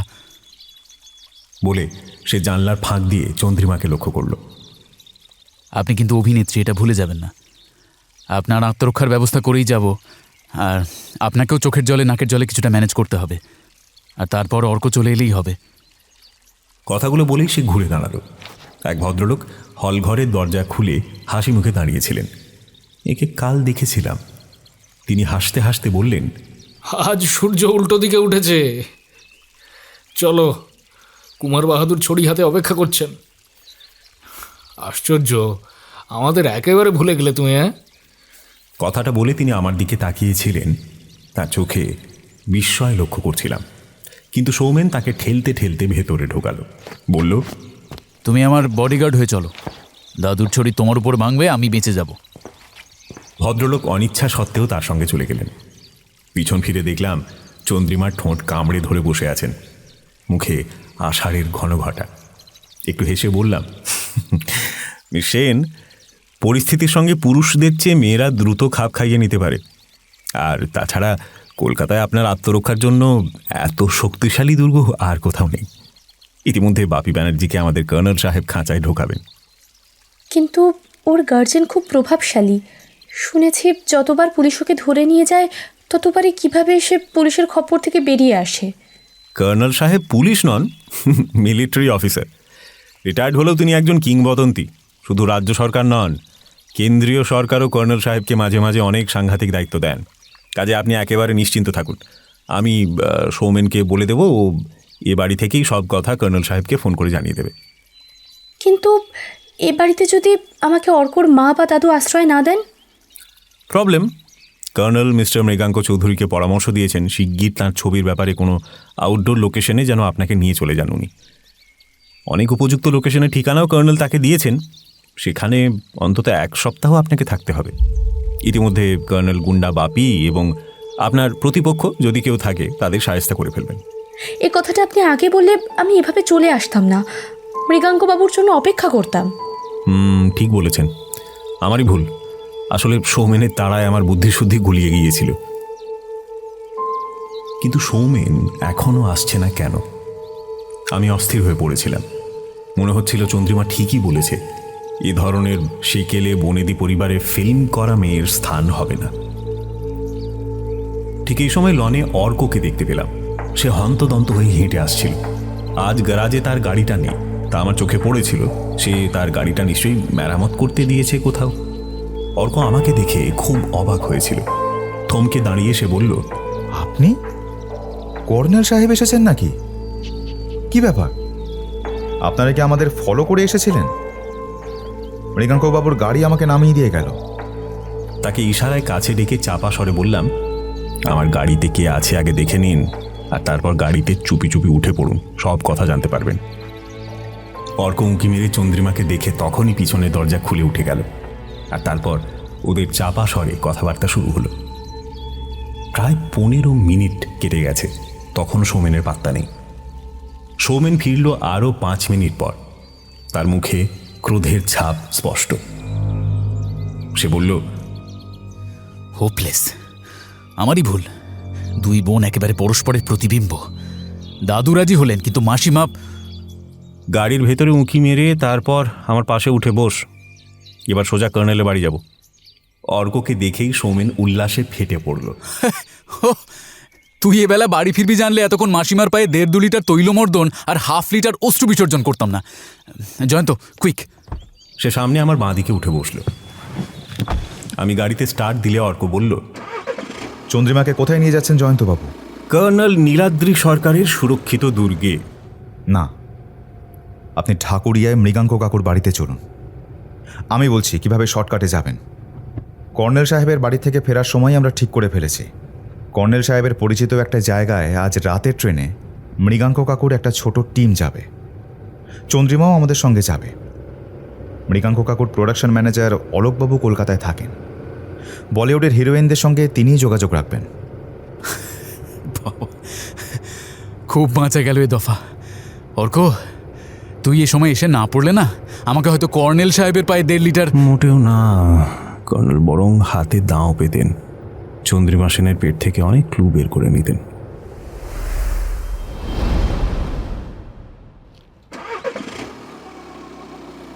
ঢাকুরিয়া এলাকায় ফিল্ম প্রডিউসার মৃগাঙ্ক চৌধুরীর বাড়িতে অর্ক আর চন্দ্রিমাকে পৌঁছে দিয়েই আমরা ফিরে আসছিলাম। গোল পার্কের রামকৃষ্ণ মিশনের কাছে এসে ঘড়ি দেখে সৌমেন বলল, 12:30 বাজে। এখন আর বাড়ি ফিরে আবার অফিসে যাওয়া এক ঝক্কি। স্নান করো, পেট পুরে খাও, তারপর ভাত ঘুমের নেশা কাটিয়ে পোশাক পরে অফিসে যাওয়া এক ঝামেলা। কি বলিস জয়ন্ত? তোর এই স্বভাবটা আমারও আছে, তবে দৈনিক সত্যসেবকে আমার কিছুটা প্রিভিলেজ আছে। আমার 3-9টা ডিউটি হলেও কর্নেলের কোনো কেসে আমি জড়িয়ে পড়লে আমার লম্বা ছুটি। তারপর চায় একটা সাংঘাতিক রহস্যময় কেসের প্রতিবেদন। তুই কি সল্টলেক যাবি নাকি কর্নেলের অ্যাপার্টমেন্টে? আমি ওকে মিস্টার নেহালিয়ার সঙ্গে আমার অ্যাপয়েন্টমেন্টের কথাটা বললাম। সৌমেন বলল, ওই ভদ্রলোক যদি 12টায় কাউকে অ্যাপয়েন্টমেন্ট দিয়ে থাকেন, তাহলে তাকে গিয়ে বেলা 3টে পর্যন্ত অপেক্ষা করতে হবে। অবশ্য তোর কথা আলাদা, আমাকে তোর কথা অনেকবার বলেছেন। অর্থাৎ তুই একটা রাঘব বোয়াল, তোকে পাকড়াও উনি করতে চান। তাহলে গড়িয়াহাটে কোথাও গাড়িটা রেখে মিস্টার নেহালিয়াকে ফোন করে জানিয়ে দিই যে আমি আর তুই ওর সঙ্গে দেখা করতে যাচ্ছি। সৌমেন সায় দিল। গড়িয়াহাটে পৌঁছে বাঁ দিকে গাড়ি রেখে একটা ওষুধের দোকানে আমি ঢুকে পড়লাম। আমার অভিজ্ঞতায় কলকাতার ওষুধের দোকানগুলো বাইরের লোককে ফোন করতে দিতে আপত্তি করে না, কিন্তু প্রত্যাশা করে লোকটি নিশ্চয়ই ওষুধ কিনবে। আমি 2টো অ্যাসপিরিন ট্যাবলেট কেনার পর ফোন করতে চাইলাম, অনুমতি পাওয়া গেল। তারপর মিস্টার নেহালিয়ার অফিসে ফোন করলাম। মহিলা অপারেটর আমার নাম শুনে বলল, সরি স্যার, উনি আপনার জন্য আধ ঘন্টা অপেক্ষা করে বেরিয়ে গেছেন। তবে আমাকে বলে গেছেন জার্নালিস্ট মিস্টার চৌধুরী যদি রিং করেন, তাকে আমার বাড়িতে সন্ধে 6টায় যেতে বলবে। ওকে ধন্যবাদ দিয়ে টেলিফোন রেখে গাড়িতে ফিরে গেলাম। তারপরই মনে পড়ল সৌমেনের কাছে মিস্টার নেহালিয়ার সঙ্গে সরাসরি কথা বলার হটলাইনের নাম্বার আছে, সেটা আর জেনে নিতে হবে। সৌমেন আমার কথা শুনে সেই নাম্বারটা দিল, তারপর বলল, তুই বরং একাই যাস, বুঝলি? আমি আজ অফিসে যাচ্ছি না, কোনো হোটেলে খেয়ে নিয়ে কর্নেলের বাড়িতে যাব। আমি তোকে পথ দেখিয়ে নিয়ে যাব। খাওয়া দাওয়া পরে এখন সোজা কর্নেলের কাছে গিয়ে পুরো ঘটনাটা বলা দরকার। উনি আমার জন্য অপেক্ষা করছেন।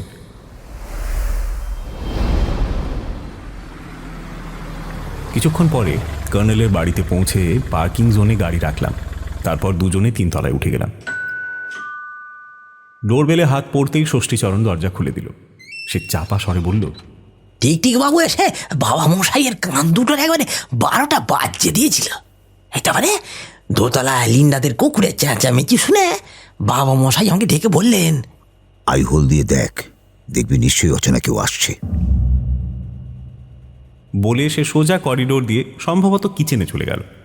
আমি আর সৌমেন ছোট ওয়েটিং রুমের ভেতর দিয়ে এগিয়ে কর্নেলের জাদুঘর সদৃশ বিশাল ড্রয়িং রুমে ঢুকলাম।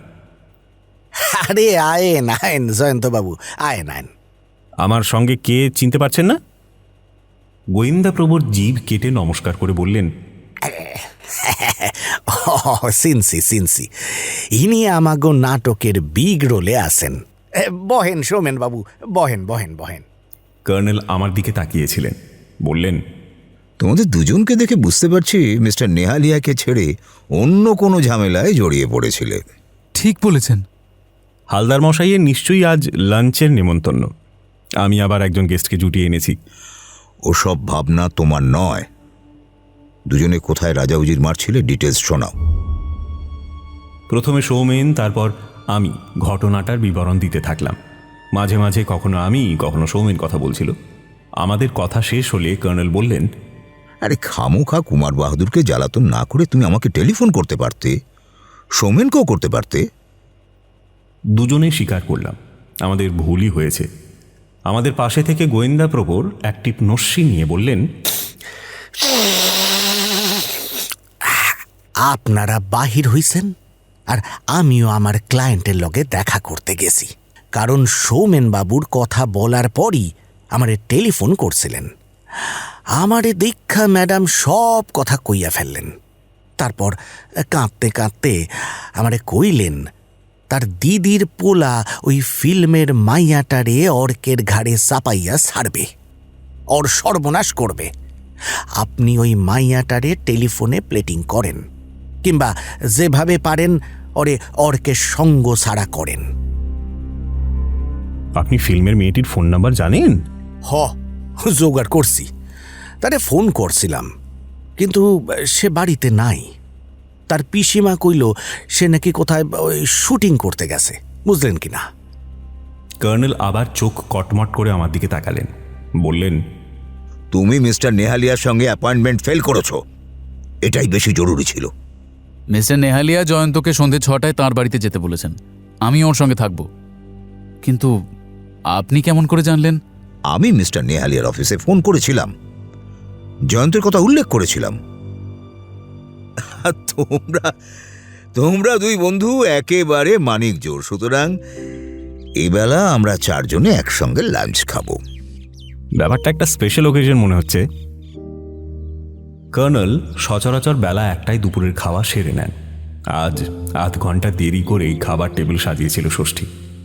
খাওয়ার পর আমি যথারীতি ডিভানে চিত হয়ে শুয়ে পড়লাম। সৌমেন সোফার কোণে হেলান দিয়ে বসল।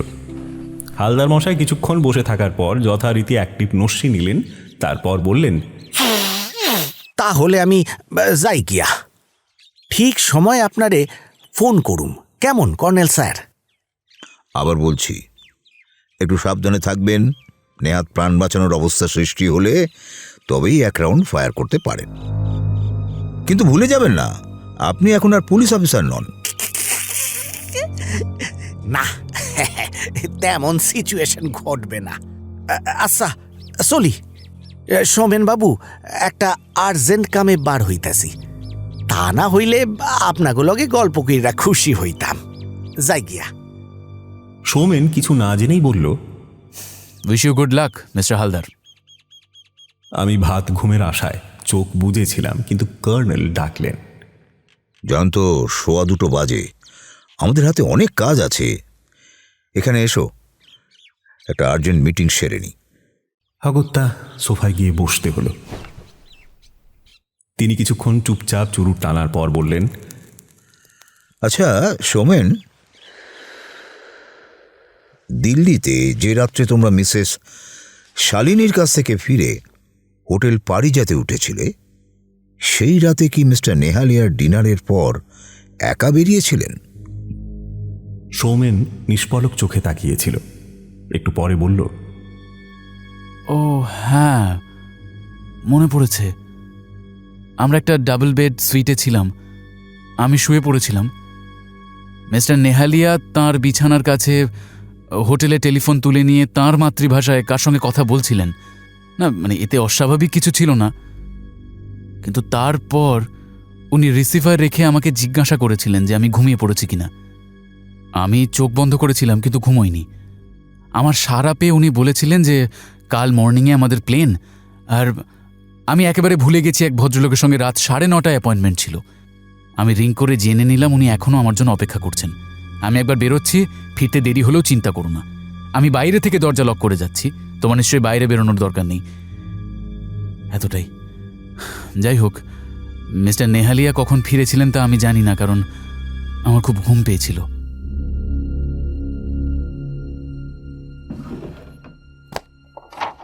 কর্নেল ড্রয়ার থেকে একটা নোট বই বের করে পাতা উল্টাচ্ছিলেন।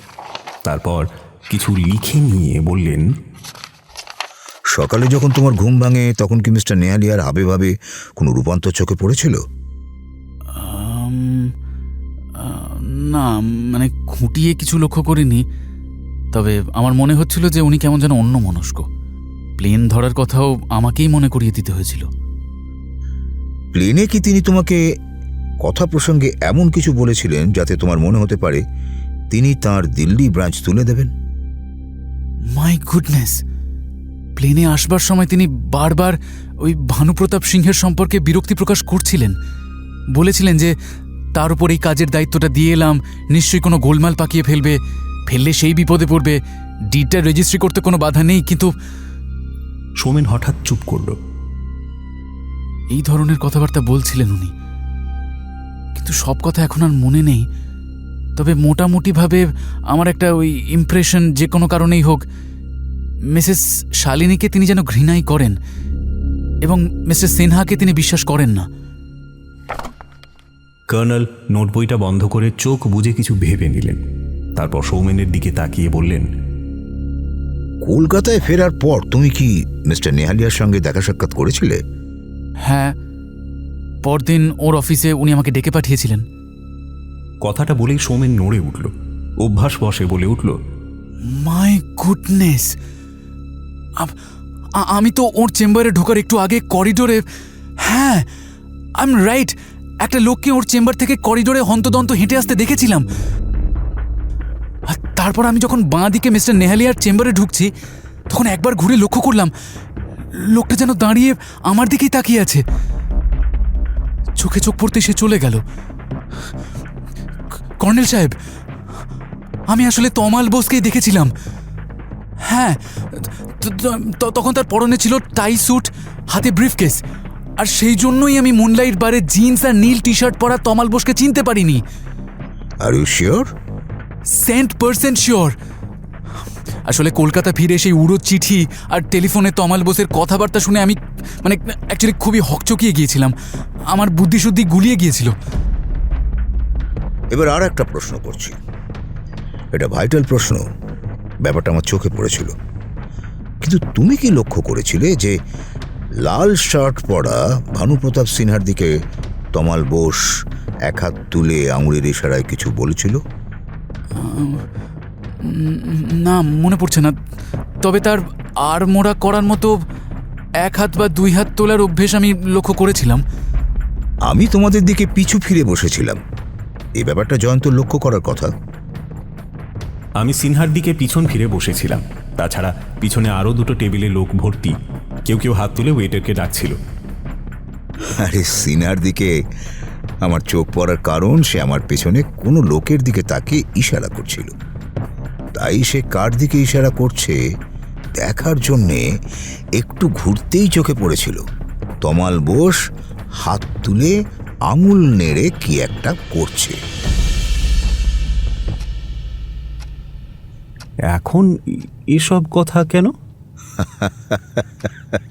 ডার্লিং, আমরা কতগুলো ঘটনার পেছনে ছুটে যাচ্ছিলাম, সেগুলো আলাদাভাবে রহস্যজনক, কিন্তু তাদের মধ্যে কোনো লিঙ্ক ছিল না। আমার মনে হচ্ছে এতক্ষণে আমি লিঙ্ক খুঁজে পেয়েছি। লিঙ্কটা কিসের? লোকে আমাকে অন্তর্যামী বলে। আমার মাথার পেছনেও নাকি অনেক চোখ আছে। আবার বলছি, সব বোগাস।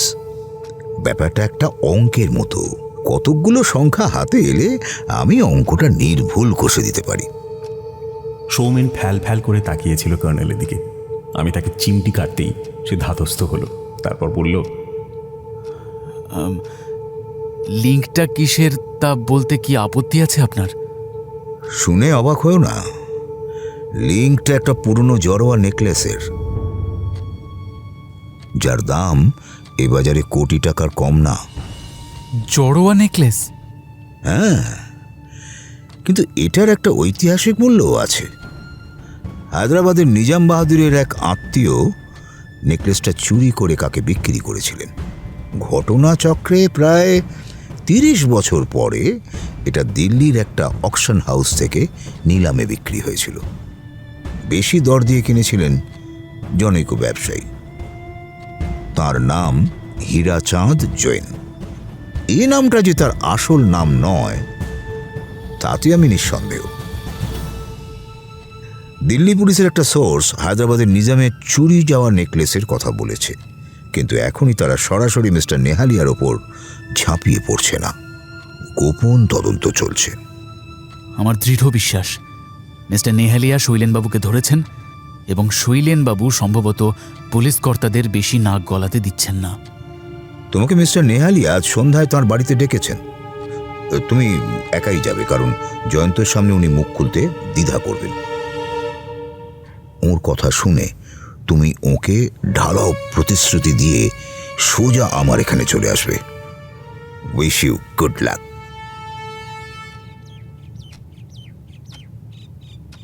সৌমেন যখন বেরিয়ে গেল তখন 4:15 হবে।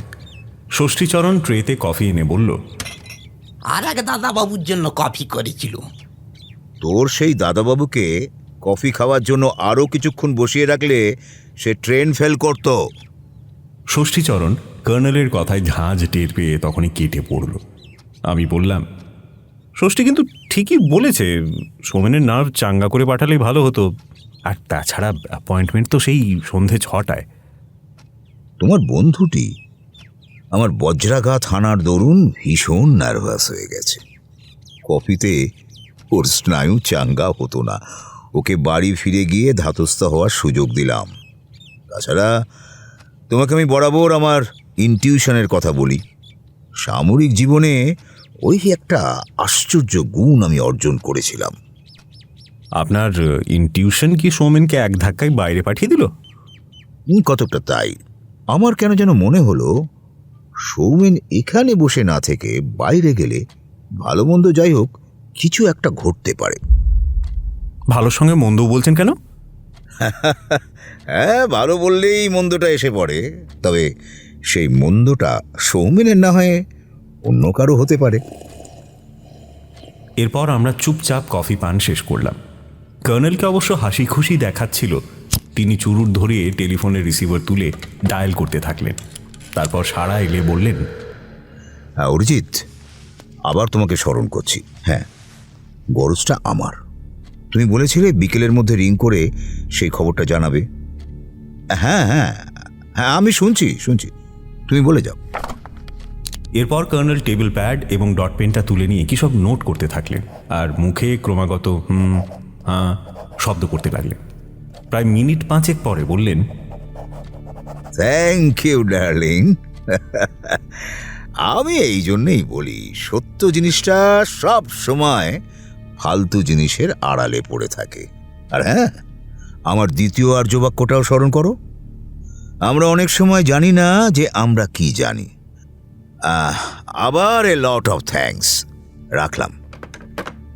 কর্নেল রিসিভার রেখে প্যাডের ওপর ইতস্তত হিজিবিজি লেখায় কয়েকটা টিক দিলেন। তারপর আমার দিকে তাকালেন। জিজ্ঞেস করলাম, আবার বুঝি নতুন কিছু আড়াল থেকে বেরিয়ে এলো? স্পেশাল ব্রাঞ্চের পুলিশ ভানু প্রতাপ সিংহকে কেন অ্যারেস্ট করলো তা আমি নিজের অগোচরে জানতাম। হায়দ্রাবাদের নিজামের উত্তরাধিকারী তাদের হারিয়ে যাওয়া জড়োয়া নেকলেসটির জন্যে কেন্দ্রীয় সরকারকে আবেদন জানিয়েছিলেন। সেই সূত্রেই ভানু প্রতাপকে ধরার জন্য দিল্লি থেকে নির্দেশ এসেছিল। এক্ষেত্রে সমস্যা হচ্ছে নিলামে নেকলেসটি কিনেছিল জনৈক হীরাচাঁদ জৈন। ওটা তো সুরজ দাস নেহালিয়ার আরেকটা নাম। দুর্নাম। ভানুপ্রতাপ সিংহকে পুলিশ কাল থেকে দফায় দফায় জেরা করেও জানতে পারেনি হীরাচাঁদ জৈন কে। হীরাচাঁদের সঙ্গে ভানুপ্রতাপকে দিল্লি পুলিশ লিঙ্ক আপ করলো কোন সূত্রে? ভানুপ্রতাপ সিনহা মিস্টার নেহালিয়ার কোম্পানির যে দিল্লি ব্রাঞ্চের ম্যানেজার, খাতা কলমে তার মালিক জনৈক হীরাচাঁদ জৈন। ভানুপ্রতাপ কি মিস্টার নেহালিয়ার নাম করেনি? করেছে, কিন্তু এখনো পুলিশ তার কথা বিশ্বাস করেনি।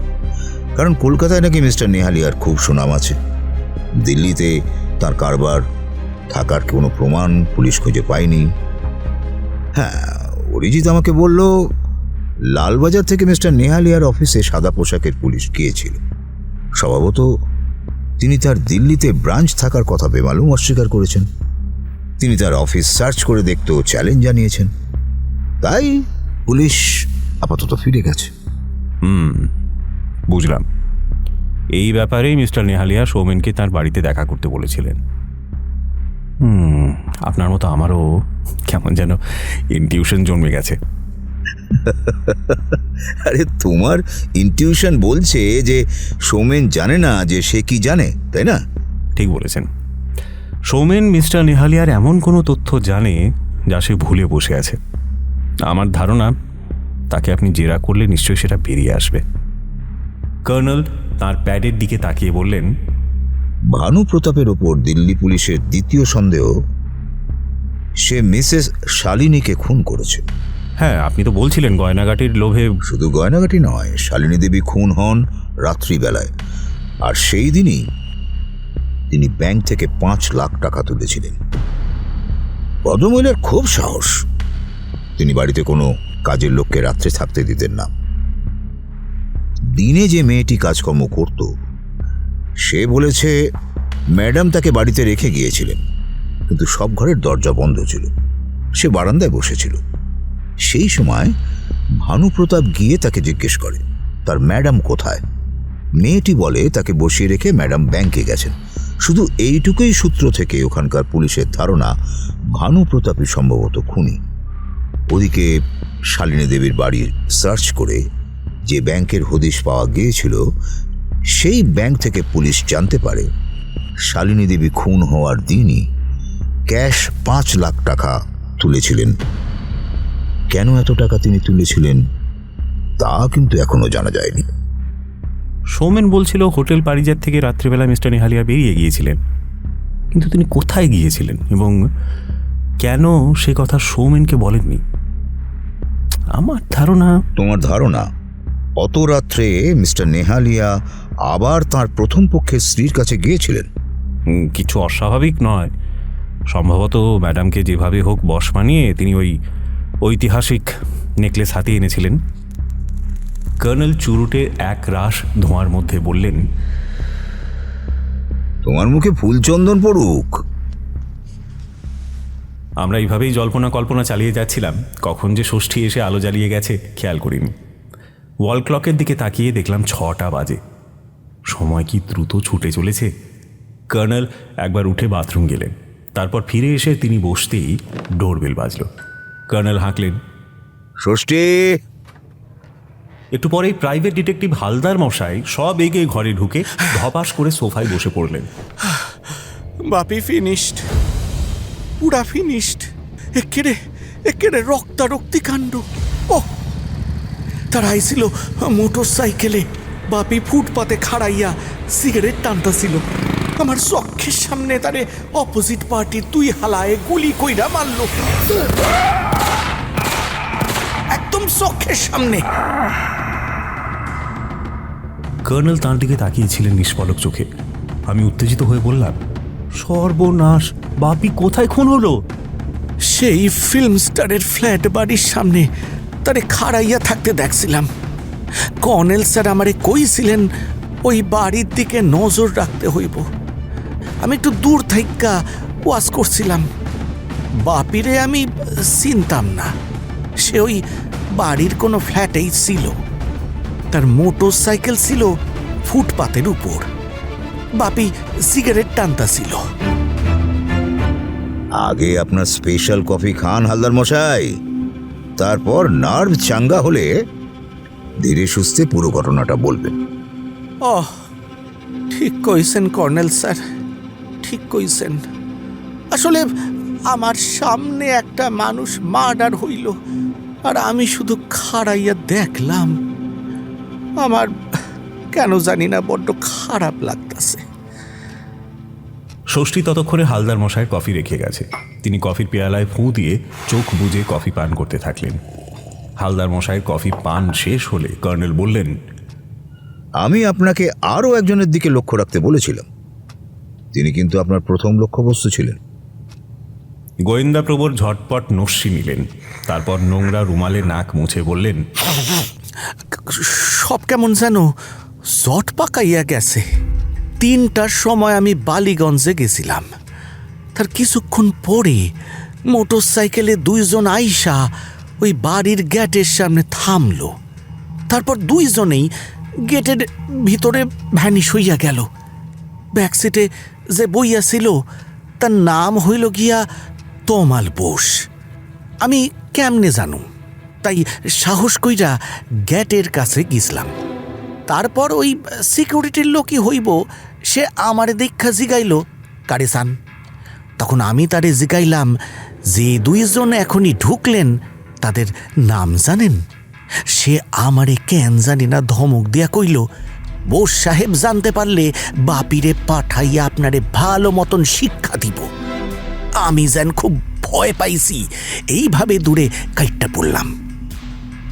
সেখান থেকে গাছের আড়ালে দাঁড়াইয়া নজর রাখতাছিলাম। এর প্রায় ওই ধরেন 1 ঘন্টা পরে একা বাপিরে ফুটপাতে দেখলাম। কিন্তু সেই যে বাপি তা কেমন কইরা জানুম কন্ত? হ্যাঁ, মোটর সাইকেলের কাছে সে যায় নাই, ফুটপাতে খাড়াইয়া সিগারেট টানতে লাগলো। তারপরই একটা মোটর সাইকেলে আচমকা আইয়া পড়লো তার 2 জন খুনি। ওখানে তো অত বেশি লোকজন চলাচল করে না। বাপিকে গুলি করার পর কোনো ভিড় হয়েছিল? এর বেশ কিছুক্ষণ পরে দুপাশের বাড়ি থেকে লোকেরা বাইরে আইছিল, কিন্তু বডির কাছে যায় নাই। অনেক প্রাইভেট কার আর ট্যাক্সি পাশ দেয়া গেল, কিন্তু ওরা কিছু লক্ষ্য করে নাই। তারপর তমাল বোসকে দেখতে পাননি? হ্যাঁ, তার কথা একেরে মনে নাই। বাপিরে গুলি কইরা খুনিরা ভ্যানিশ হইয়া গেল। তারপরেই বাপির সঙ্গে যারে দেখছিলাম সেই লোকটা, তার মানে তমাল বসাইয়া পড়ল। বডি দেখাই সে হন্তদন্ত কইরা উল্টা দিকে আউগাইয়া গেল। তারে ফলো করুম ভাবছিলাম, কিন্তু দেখলাম সে একটা খালি ট্যাক্সি দাঁড় করাইয়া উধাও হইয়া গেল কোথায় যেন। কেউ পুলিশে ফোন করছিল। পুলিশ আইল ওই আধা ঘন্টা খানেক পরে। পাশে ওরা আমারে দেখতে পায়, তাই আমি কাইটটা পড়লাম। তারপর ট্যাক্সি লইয়া সোজা আপনার এখানে আইয়া পড়লাম। কর্নেল, আপনি তো দেখছি সত্যি ভবিষ্যৎদ্রষ্টা।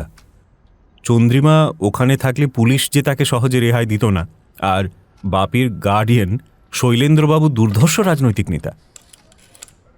কর্নেল চুপচাপ টেলিফোনের রিসিভার তুলে ডায়াল করলেন, তারপর বললেন, আমি কর্নেল নীলাদ্রি সরকার বলছি। লাইনটা দয়া করে ডিটেকটিভ ইন্সপেক্টর নরেশ ধরকে দিন।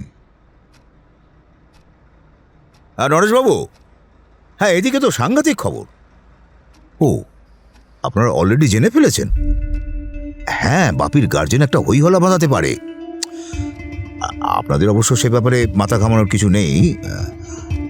ও, ভানুপ্রতাপ সিংয়ের কি খবর? বাহ বাহ বাহ, তাহলে আর কি, দিল্লি পুলিশ তাকে নিয়ে গিয়ে যা খুশি করুক, আপনার কোনো দায়িত্ব থাকছে না। আবার কি দায়িত্ব? হ্যাঁ, তমাল বোসকে আপনাদের হাতে পাওয়া দরকার। সে কিন্তু কলকাতা ছেড়ে যায়নি। না না না না নরেশবাবু, আপাতত আমার হাতে কোনো তাস নেই। আর শুধু এইটুকু জানি, বাপি ব্যানার্জি যখন চন্দ্রিমার বাড়ি যায় তখন তার সঙ্গে তমাল বোসও ছিল। দুর্ঘটনা ঘটার পরেই সে কেটে পড়েছে। এবার আপনাদের হাতের তাস দেখতে চাই, তবে এখন নয়। থ্যাঙ্কস থ্যাঙ্কস থ্যাঙ্কস নরেশ বাবু, রাখছি। রিসিভার রেখে কর্নেল নিভে যাওয়া চুরুটটা লাইটার জেলে ধরালেন। তারপর ইজি চেয়ারে হেলান দিলেন এবং চোখ বুজে চুরুট টানতে থাকলেন। হালদার মশাই চাপা স্বরে আমার দিকে একটু ঝুঁকে বললেন, বুঝলেন জয়ন্তবাবু, কেউ যত বজ্জাতি হোক কিংবা খুনি হোক, তারে কেউ আমার চক্ষের সামনে খুন করলে নিজেটা খুব হেল্পলেস মনে হয়। আমার কাছে তো ফায়ার আর্মস ছিল, ইচ্ছা করলে আমি দৌড়াইয়া গিয়া ওই দুই হালারে 2 রাউন্ড ফায়ারে ঠ্যাং ভাঙা একেবারে ধরাশায়ী করতে পারতাম। কিন্তু কিন্তু আমার এসব চুপচাপ সব দেখতে হইল নিরুপায় হইয়া। এত দুঃখ করার কিছু নেই হালদার মশাই। গীতার সেই শ্লোক পড়েননি, যদা যদা হি ধর্মস্য গ্লানি ভবতি, ইত্যাদি ইত্যাদি। জয়ন্ত, উদর পিণ্ডি বুদর ঘাড়ে চাপাচ্ছ। আরে ওসব ছেড়ে দাও। আমি এখন সৌমেনের প্রতীক্ষা করছি। সে আসার পর এই কেসের ভাইটাল অংশটা আমাকে ট্যাকেল করতে হবে। মিস্টার নেহালিয়ার বাড়ির ফোন নাম্বার আমার কাছে আছে, একবার ফোন করে সৌমেনের কথা জিজ্ঞেস করব। আর আধ ঘন্টা অপেক্ষা করো। আজ দেখছি সময় খুব হন্তদন্ত ছুটছে। 6:30 বাজে। আমি টেবিল থেকে প্রকৃতি বিজ্ঞান সংক্রান্ত একটা রঙিন বিদেশি পত্রিকা তুলে নিলাম। রং বেরঙের প্রজাপতির ছবি আর তার ফাঁকে কিছুটা করে ছাপানো হরফ। ছবি দেখতে মন দিলাম। তারপর হঠাৎ ডোরবেল বাজল। কর্নেল হাঁকলেন, ষষ্ঠী। তারপর সৌমেন হাসি মুখে আস্তে সুস্থে ঘরে ঢুকে সোফায় বসে বলল, মিস্টার নেহালিয়া আজ রাতে গা ঢাকা দিচ্ছেন। তার দিল্লি অফিস থেকে একটা জরুরি ফোন এসেছে। তোমার ঝুলিতে অনেক জিনিস আছে মনে হচ্ছে। আরে ঝুলি উপর করো, যথা সময়ে ষষ্ঠী তোমাকে কফি খাইয়ে চাঙ্গা করবে। আমি চাঙ্গাই আছি, তবে আপনার ষষ্ঠীচরণের সুস্বাদু প্রকৃত কফি নিশ্চয়ই খাবো। এবারে ঝুলি উপর করছি। আপনি ইচ্ছে হলে নোট করে নিন, কারণ আমি তো বড্ড মন ভোলা। হ্যাঁ, বলে যাও। মিস্টার নেহালিয়া দিল্লিতে শালিনী দেবীর কাছে গচ্ছিত একটা দামি জিনিস এনেছিলেন। সেটা নাকি নিলামে কিনা চোরাই মাল। সেটা প্রথমে তিনি আমার কাছে লুকিয়ে রাখার কথা ভেবেছিলেন, কিন্তু ভরসা পাননি। জয়ন্তর সঙ্গে আমার বন্ধুত্ব লক্ষ্য করে মত বদলেছিলেন। তমাল বোস তাঁর ঘনিষ্ঠ এবং বিশ্বাসী। তাকে তিনিই বড় বড় কন্ট্রাক্টরই পাইয়ে দেন। কাজেই জিনিসটা তার কাছেই রাখেন। তালার নির্দিষ্ট একটা অঙ্ক জানলে সেটা খোলা যায়। স্টিলের তৈরি 9 ইঞ্চি বাই 6 ইঞ্চি বাই 3 ইঞ্চি একটা কৌটো, উপরে লাল ভেলভেট সাঁটা। মিস্টার নেহালিয়া প্রায় হীরাচাঁদ জৈন নামে চোরাই মাল কিনতেন। তমাল বোস তা জানত। আবার তমালের কন্ট্রাক্টরি কাজের ফাঁকির প্রমাণও তিনি সংগ্রহ করে রাখতেন। কাজেই পরস্পরকে ব্ল্যাকমেল করার উপায় নেই। তমাল বোস কৌটোটা কি চন্দ্রিমাকে লুকিয়ে রাখতে দিয়েছিলেন? ষষ্ঠী কফি রেখে গেল। কর্নেল বললেন, কফি খাও, কফি খাও। খেতে খেতেও বলতে পারো। মিস্টার নেহালিয়াকে তমাল বোস বলেছিল যে জিনিসটা সে ফিল্ম স্টার চন্দ্রিমা সেনের কাছে রেখেছে। কারণ বাপি ব্যানার্জি নামে এক মাফিয়াকে হাতে রাখার ফলে বাপির শত্রু মোনা ধারা তার শত্রু হয়ে গেছে। আগে মোনার কাছে হার্ডওয়্যারের জিনিসপত্র বাধ্য হয়ে সে কিনত, এখন তাকেও সব কিনতে হয় না। তমাল বোস মিস্টার নেহালিয়াকে বলেছিল যে বাপি চন্দ্রিমাকে গার্ড দেয়, কাজেই জিনিসটা নিরাপদে থাকবে। এদিকে মিস্টার নেহালিয়া তাকে ঝোঁকের মুখে বলে ফেলেছিলেন আমার কথা। আমার কাছে জিনিসটা রাখার অসুবিধা নিয়েও আলোচনা করেছিলেন। তাহলে সরাসরি নিজে মিস্টার নেহালিয়াকে ব্ল্যাকমেল করতে না পারার জন্যই তমাল বোস তোর শুভাকাঙ্ক্ষী সেজেছিল। অর্থাৎ তোকে দিয়ে ব্ল্যাকমেল করাতো। ওদিকে দিল্লিতে শালিনী দেবী খুন হয়েছেন। মিস্টার নেহালিয়ার দৃঢ় বিশ্বাস ভানুপ্রতাপ ওই চোরাই জিনিসটার লোভেই তাকে খুন করেছে। সে জানতো যে জিনিসটা শালিনীর কাছেই আছে। আর এই কথা সত্যি যে মিস্টার নেহালিয়ার যাকেই পছন্দ হয় তাকেই কোনো কাজে লাগান কিংবা গোপন কথা খুলে বলে পরামর্শ চান। হালদার মশাই গুলি গুলি চোখে তাকিয়ে কথাগুলো শুনছিলেন। এতক্ষণে বলে উঠলেন, বুঝছি, মুনলাইট বারে পুলিশের তাড়া খাইয়া তমাল বোস বুঝতে পারছিল এবার ওরা তার পিছে লাগবো, ফলো কইরা কইরা ঘুরবো। এদিকে মিস্টার নেহালিয়ার জিনিসটা পুলিশ যাইয়া চন্দ্রিমারে জেরা করলেই ব্যাস। তাই বাপিরে লইয়া সে চন্দ্রিমার কাছে জিনিসটা লইতে আইছিল। তারপর you are damn right Haldar মশাই। তবে জিনিসটা চন্দ্রিমা যে তার ফ্ল্যাটে রেখে যায়নি সে বিষয়ে শিওর হওয়া দরকার। মৃগাঙ্ক চৌধুরীর টিম এখনো বেরোয়নি, তার বাড়িতে ফোন করে দেখা যাক। বলে কর্নেল হাত বাড়িয়ে রিসিভার তুলে তার খুদে নোটবই থেকে নাম্বার দেখে ডায়াল করলেন। তারপর সাড়া পেয়ে বললেন, কর্নেল নীলাদ্রি সরকার বলছি। মৃগাঙ্ক বাবুকে? মৃগাঙ্ক বাবু? হ্যাঁ হ্যাঁ হ্যাঁ, আমি বলছি। জরুরি দরকারে চন্দ্রিমার সঙ্গে একটু কথা বলতে চাই। সে কি, তার ফ্ল্যাটে রিং করেছেন? কি আশ্চর্য! অর্ক কোথায়? হ্যাঁ, তার পক্ষে এটা স্বাভাবিক। ঠিক আছে, কিন্তু বুঝতে পারছি না চন্দ্রিমা কি করে জানতে পেরেছিল বাপি ব্যানার্জি খুন হয়েছে। ও তাই বলুন, অর্ক চন্দ্রিমাকে খবরটা দিয়ে ঠিক করেনি মনে হচ্ছে। হ্যাঁ, ধন্যবাদ। সে রাতে সৌমেন চলে যাওয়ার পর কর্নেল আবার চন্দ্রিমার ফ্ল্যাটে রিং করেছিলেন, কোনো সাড়া পাননি। রিসিভার রেখে ভেবেছিলেন তমাল ও বাপি চন্দ্রিমার ফ্ল্যাটে গিয়ে তার খোঁজ পায়নি, তাই রাগের বশে তার টেলিফোন লাইন ছিঁড়ে ফেলেছিল। এই খবরটা আমি নরেশবাবুর কাছে জেনেছি। পুলিশ চন্দ্রিমার ফোনের তার ছেঁড়া অবস্থায় পড়ে থাকতে দেখেছিল। জিজ্ঞেস করেছিলাম, তাহলে আবার ওখানে রিং করছেন কেন?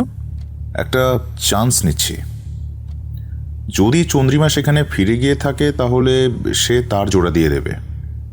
ওদিকে অর্ক তার খোঁজে বেরিয়েছে, কাজেই অর্করও সেখানে থাকার কথা। এখন বোঝা যাচ্ছে ফোনটা ডেড হয়েই আছে। না, কাল আমি আমার ক্লায়েন্টের লগে দেখা করুন। এখন উঠি। আচ্ছা হালদার মশাই, বাপি যখন খুন হয় তখন কি আপনি ঘড়ির কাঁটা দেখেছিলেন? ঘড়ির কাঁটা তো দেখি নাই, তবে তবে ওই 4:30 পৌনে 5টা হবে তখন। আর একটা কথা, ভালোভাবে স্মরণ করে বলুন, খুনিদের মধ্যে পেছনে যে মোটর সাইকেলে বসেছিল তাকে লক্ষ্য করেছিলেন? আমার কাজ দিয়া যখন যায় তখন তো লক্ষ্য করি নাই। তার যে খুনি তা কেমনে জানুম কন্ত কর্নেল স্যার? হ হ মনে পড়তাছে, পিছনে যে জন বইয়া ছিল না, তার চোখে সানগ্লাস পরা ছিল। দেখতে অনেকটা আমাকে ওই সৌমেন বাবুর মতন। ঠিক আছে, আপনি কাল সকালে আপনার ক্লায়েন্টের বাড়ি গিয়ে অর্কর খোঁজ করুন। হালদার মশাই চলে যাওয়ার পর কর্নেল কয়েক মিনিট চোখ বুজে ইজি চেয়ারে হেলান দিয়ে থাকার পর হঠাৎ সোজা হয়ে বসে তারপরেই ফোনে রিসিভার তুলে একটা নাম্বার ডায়াল করেছিলেন। সাড়া এলে বলেছিলেন, hotel continental, please put me to manager mister Ranganathan. Hello mister Ranganathan, no no no no no, nothing wrong. আমি শুধু জানতে চাইছি আপনাদের হোটেলে কোনো নবদম্পতি চেক ইন করেছে কি না। হ্যাঁ হ্যাঁ হ্যাঁ, আপনি খোঁজ নিয়ে বলুন। ও, করেনি? অলরাইট, ঠিক আছে ঠিক আছে। আসলে আমার চেনা মানুষ ওরা তো বাইরে থাকে, যদি আজ রাত্রে ওরা এসে পড়ে ওদের থাকার অসুবিধা যেন না হয়। শুধু একটা কথা মিস্টার রঙ্গনাথন, ওদের যেন ঘুণাক্ষরও জানতে দেবেন না আমি আপনাকে ওদের ব্যাপারে ফোন করেছিলাম। না না না না না, nothing wrong. Thanks mister Ranganathan. হঠাৎ আবার হোটেল কন্টিনেন্টালে কেন? কাউকে যদি ট্র্যাপ করতে চান আরও হোটেল আছে। এই হোটেলটায় বাঙালিরা ওঠে না, চার্জ বেশি। তাছাড়া এখানে কোটিপতি লোকেরাই ওঠে। বাঙালি দম্পতি মানে কি আপনি অর্ক চন্দ্রিমার কথা ভেবেছেন? চন্দ্রিমার কাছে তমালে লুকিয়ে রাখা সে ঐতিহাসিক জিনিসটা আছে। Shut up. আর একটি কথাও নয়। ডিনারের সময় হয়েছে, খেয়ে দিয়ে চুপচাপ শুয়ে পড়ো। রাত 10টায় ডিনারের পর কর্নেল এদিন অভ্যেস মতো ড্রয়িং রুমে চুরুট টানতে যাননি, বেডরুমে ঢুকে পড়েছিলেন। আমার মাথায় কর্নেলের হঠাৎ ওই হোটেলে ফোন করার ব্যাপারটা মাছির মতো ভনভন করছিল। দরজা বন্ধ করার আগে আমি ওই ঘরে দাঁড়িয়ে দেখেছিলাম ডান দিকে কিচেনে হাত পা ছড়িয়ে বসে ষষ্ঠীচরণ খাচ্ছে। কর্নেলের বেডরুমের দরজায় কান পেতে শুনেছিলাম তিনি কাকে যেন ফোন করছেন। আড়ি পাতার সাহস হয়নি, ঘরে ঢুকে শুয়ে পড়েছিলাম।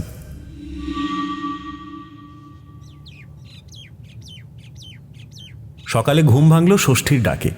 তার হাতে বেডটি। তাকে জিজ্ঞেস করলাম, তোমার বাবা মশাই কোথায়? এই তো কিছুক্ষণ আগে লালবাজার থেকে টেলিফোন এসেছিল। বাবা মশাই তখন ছাদের বাগানে ছিলেন, নেমে এসে ফোন ধরলেন, তারপর ঘরে ঢুকে পোশাক বদলে তখনই বেরিয়ে গেলেন। তার কথা শোনা মাত্র আমার মনের স্বভাবতই উত্তেজনা দেখা দিল। আমি দ্রুত চা গিলে বাথরুম সেরে একেবারে সেজে গুজে ড্রয়িং রুমে গেলাম। পকেটে আমার রিভলভারটাও নিয়েছিলাম। ফোনের রিসিভার তুলে প্রথমেই নরেশবাবুর বাড়ির নম্বরে ফোন করলাম। কেউ বলল উনি বেরিয়ে গেছেন, কখন ফিরবেন জানে না। হতাশ হয়ে একটুখানি বসে থাকার পর DCDD1 মিস্টার অরিজিৎ লাহিড়ির কোয়ার্টারে ফোন করলাম। তার ডিরেক্ট নাম্বার আমার জানা। কেউ সাড়া দিয়ে বলল, সাহেব ভোরবেলা বেরিয়েছেন। রাগ করে রিসিভার রেখে দিলাম। প্রায় মিনিট 10 পরে টেলিফোন বেজে উঠল। রিসিভার তুলে সাড়া দিতেই কর্নেলের কণ্ঠস্বর শোনা গেল। জয়ন্ত, একটা গুরুতর ব্যাপার ঘটেছে। ল্যান্সডাউন রোডে মিস্টার সুরজ দাস নেহালিয়াকে কেউ গত রাত্রে গুলি করে মেরেছে। হ্যাঁ, অগত্যা পুলিশ লালবাজারে ওসি হোমিসাইডকে জানিয়েছিল, কিন্তু তিনি নরেশবাবুদের জানাবার প্রয়োজন মনে করেননি। আপনি এখন আছেন কোথায়? আমি আছি হোটেল কন্টিনেন্টালের লাউঞ্জে। তুমি এখনই রেডি হয়ে চলে এসো। হ্যাঁ, এখানে একটা খুনোখুনি ঘটতে পারতো, কিন্তু গত রাত্রে আমি অরিজিৎকে ফোন করে এই হোটেলে সাদা পোশাকে কয়েকজন অফিসার এবং আর্মড কনস্টেবল পাঠাতে বলেছিলাম। স্পেশাল ব্রাঞ্চের লোকও কয়েকজন ছিল, তাই খারাপ কিছু ঘটেনি। নরেশবাবুরা 327 নম্বর সুইটে জেরা চালাচ্ছেন। আমি তোমাকে নিচে রিসেপশন থেকে টেলিফোন করছি। আর হালদার মশাইয়ের খবর কি? তিনি সম্ভবত তার ক্লায়েন্টের বাড়িতে গেছেন। না না, এখন ওর কোনো প্রয়োজন নেই এখানে, পুরোটা পুলিশের হাতে চলে গেছে। কথাটা ওভাবে বলবেন না কর্নেল, নিজের কৃতিত্বকে ছোট করতে নেই। আপনি তো পুরো কেসটা টুকরো টুকরো করে কেটে রান্না করা মাংসের মতো পুলিশের কাছে পরিবেশন করেছেন। আমি যাচ্ছি। ফোন রেখে বেরিয়ে গেলাম। আমার গাড়িটা বহুবার কর্নেল এসব ক্ষেত্রে নিয়ে যান, চাবি কোথায় থাকে তিনি জানেন, কিন্তু আজ নিয়ে যাননি। তার মানে লাহিড়ি সাহেব তাকে নিতে গাড়ি পাঠিয়েছিলেন।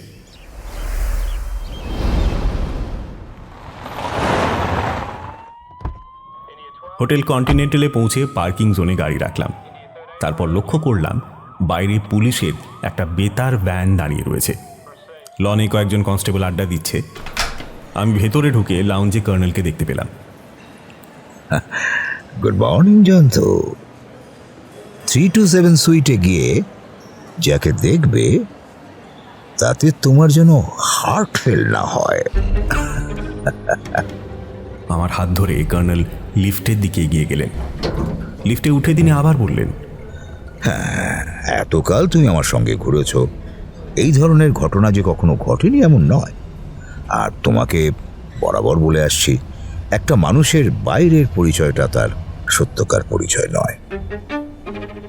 অবাক চোখে কর্নেলের দিকে তাকিয়েছিলাম।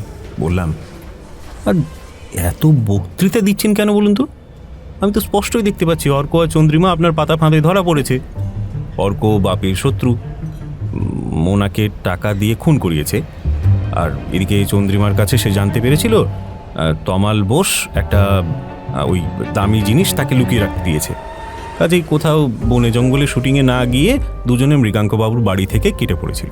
আর বাপি যখন বেঁচে নেই তখন তো চন্দ্রিমার সাহস বেড়ে যাওয়ার কথা। আর গত রাতে তো আপনি মৃগাঙ্কবাবুকে বলেছিলেন বাপি খুন হওয়ার কথাটা চন্দ্রিমাকে বলা অর্কের ঠিক হয়নি, তাই না? আমাদের লিফট নামলো যে ফ্লোরে। বেরিয়ে গিয়ে দেখি সাদা পোশাকের পুলিশের 6টা। দরজা একটু ফাঁক হলো। তার একটু পরে নরেশবাবুকে উঁকি মারতে দেখলাম। তিনি সহাস্যে বললেন, আসুন আসুন জয়ন্তবাবু, আপনার বৃদ্ধ বন্ধুর দৌরাত্মে আমাদের সারা রাত এই ফ্লোরে টহল দিতে হয়েছে আর দরজায় কান পাততে হয়েছে। বারদুই চন্দ্রিমা দেবীর সহচরটি বেরিয়েছিল, চারদিক ঘুরে অবস্থা বুঝে পালানোরও তাল করছিল, কিন্তু পালাবে কি করে, তাই বুদ্ধিমানের মতন চুপচাপ শুয়ে থেকেছে। দরজা আরও একটু খুলে কর্নেল আমাকে ভেতরে ঠেলে দিলেন। আমি এগিয়ে গিয়ে বিছানায় পা ঝুলিয়ে এবং মুখ নামিয়ে যাকে বসে থাকতে দেখলাম, দেখা মাত্র আমার মাথা যেন বউ বউ করে ঘুরতে লাগলো। এ কি দেখছি, এ তো নির্ঘাত দুঃস্বপ্ন, এ কখনো হতে পারে না। না না না, কর্নেল নিশ্চয়ই ভুল করেছেন। মানুষ মাত্রই ভুল হয়, কর্নেল তো সত্যি দেবতা নয়। আমি তার কাছে গিয়ে কাঁধে হাত রেখে ডাকলাম, সৌমেন, এ কি দেখছি, তুই চন্দ্রিমার সঙ্গে ষড়যন্ত্র করে? আরে চন্দ্রিমাকে আমি এক বজ্জাতের হাত থেকে বাঁচাতে চেয়েছিলাম। অর্কর মতো সাংঘাতিক ছেলের পাল্লায় পড়লে চন্দ্রিমার জীবনটা নষ্ট হয়ে যেত। কর্নেল তার পাশে ধপাস করে বসলেন। লক্ষ্য করলাম চন্দ্রিমা খাটের অন্য প্রান্তে দেওয়ালের দিকে মুখ ফিরিয়ে বৌমা সেজে বসে আছে। সোমেন, এই যাবৎকাল অসংখ্য ধূর্ত এবং দক্ষ অভিনেতার মুখোমুখি আমি হয়েছি, কিন্তু আমাকে তুমি ফাঁকি দিতে পেরেছিলে। তুমি কাল বিকেলে কথা মতো মোনাকে দিয়ে বাপিকে ফোন করেছিলে। পুলিশ মোনাকে অ্যারেস্ট করেছে।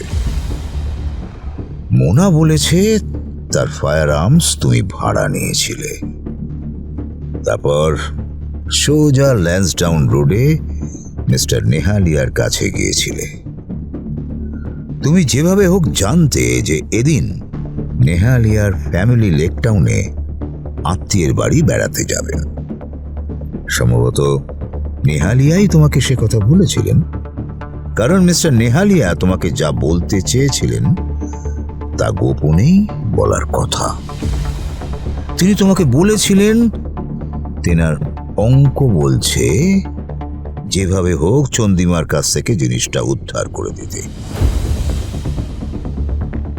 দরকার হলে যদি খুন খারাপিও করতে হয় তিনি তার জন্য টাকা দেবেন, কিন্তু তুমি তার আগেই জিনিসটা হাতাতে চেয়েছিলে, কারণ মিস্টার নেহালিয়া তোমাকে এত বিশ্বাস করতেন যে ঐতিহাসিক গয়নার বাক্সটি খোলার পদ্ধতিটাও তোমাকে শিখিয়ে দিয়েছিলেন।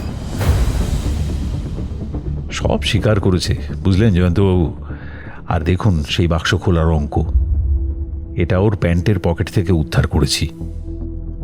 কাগজটা হাতে নিয়ে দেখলাম তাতে লেখা আছে 5, 1, 3, 10, 5। নরেশবাবু কাগজটা নিয়ে এবার তার কাঁধের ব্যাগ থেকে খবরের কাগজে মোড়া লাল ভেলভেটের ছোট বাক্স বের করলেন। সামনের দিকে 1 থেকে 10 পর্যন্ত সংখ্যা গোলাকারে লেখা। তিনি 5 থেকে 1, তারপর 3, তারপর 10 ঘুরিয়ে আবার 5-এ ঘোরালেন। অমনি বাক্সটা খুলে গেল। ভেতরে লাল রঙের সিল্কের কাপড় খুলতেই চোখ ঝলসে উঠল। দেখলাম সোনার একটা জড়োয়া হাড়ের ওপর নানা রঙের বহুমূল্য রত্ন খচিত আছে। নরেশবাবু সেটা ভাঁজ করে রেখে আবার কাঁধের ঝোলায় ঢোকালেন। তারপর ব্যাগ থেকে রুমালে জড়ানো একটা 6 রাউন্ডার রিভলভার বের করে বললেন, এইটা দিয়ে মিস্টার নেহালিয়াকে খুন করেছিল সৌমেন। তারপর বাকি 3টে 303 বুলেট ওই নির্বোধ যুবতীর শরীরে বিধিয়ে ঐতিহাসিক গয়নাটি নিয়ে সে কেটে পড়ত। সব কৃতিত্বই কিন্তু কর্নেল সাহেবের। উনি কেন জানি না সৌমেনের আপাত সরলতাকে সন্দেহের চোখে দেখতে শুরু করেছিলেন।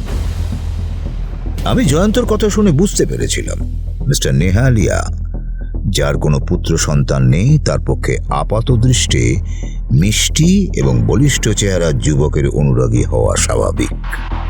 তাই তিনি অনেক গোপন কথাও ঝোঁকের বশে ওকে বলে ফেলতেন।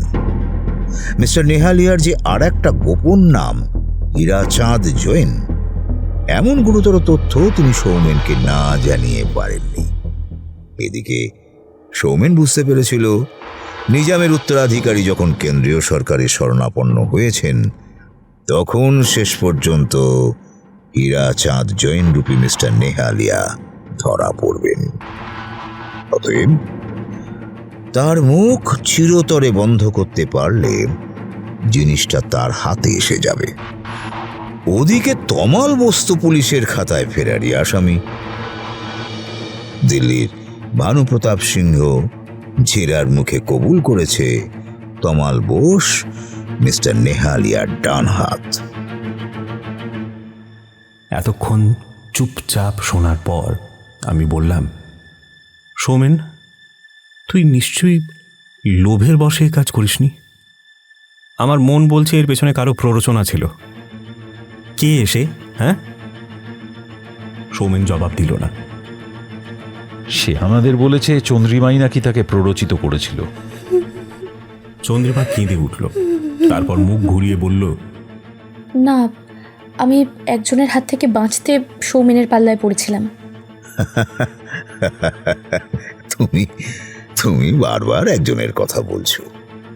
সেই একজন যে অর্ক নয় তাও তুমি বলেছ। তাহলে সে কি? তমাল বোস? সে তো এখন পুলিশের চোখে অপরাধী। সৌমেনকে দিয়ে সে নাকি মিস্টার নেহালিয়াকে ব্ল্যাকমেল করতে চেয়েছিল। চন্দ্রিমা, এখনো সময় আছে। জিনিসটা তুমি চুরি করে এনে নিজের কাছে রাখোনি, ওটা রাখতে দিয়েছিল তমাল বোস। তাহলে কার প্ররোচনায় তুমি সৌমেনকে ব্যবহার করতে চেয়েছিলে? আমি অর্ক আর সৌমেনের পাল্লায় পড়ে মৃগাঙ্কবাবুর কাছে আশ্রয় নিয়েছিলাম। আপনারা জানেন না, মৃগাঙ্ক চৌধুরী একজন লম্পট। কর্নেল ঘড়ি দেখে বললেন, ঠিক আছে, মৃগাঙ্ক বাবু কি অর্কের অগোচরে তোমার দিকে হাত বাড়িয়েছিলেন? হ্যাঁ, কিন্তু আমি জানতাম না সৌমেন অর্কর চেয়ে সাংঘাতিক। মৃগাঙ্কবাবুর বাড়ি থেকে গোপনে চলে এসে আমি যখন তার বাড়ির গেটে অপেক্ষা করছি, তখন দারোয়ান আমাকে একটা চিঠি দিয়েছিল। সেই চিঠিতে সৌমেন লিখেছিল, আমাকে বাড়িতে পাবে না, তুমি ল্যান্সডাউন রোডে একটা নাম্বারটা চিঠিতে লেখা আছে, ওখানে ফুটপাতে অপেক্ষা করতে হবে।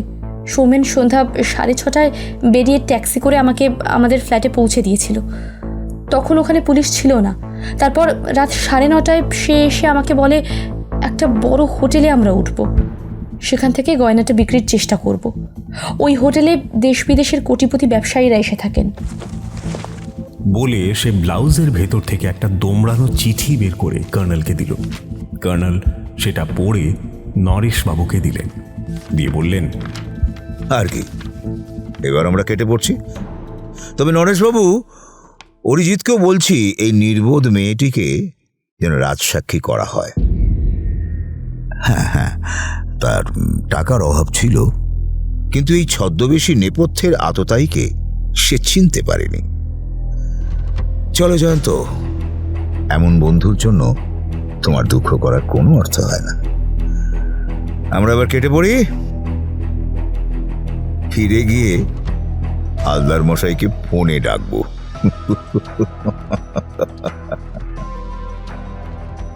কিন্তু তাকে ডাকতে হয়নি। কর্নেলের বাড়ি ফিরেই দেখি গোয়েন্দা প্রবর খবরের কাগজ পড়ছেন।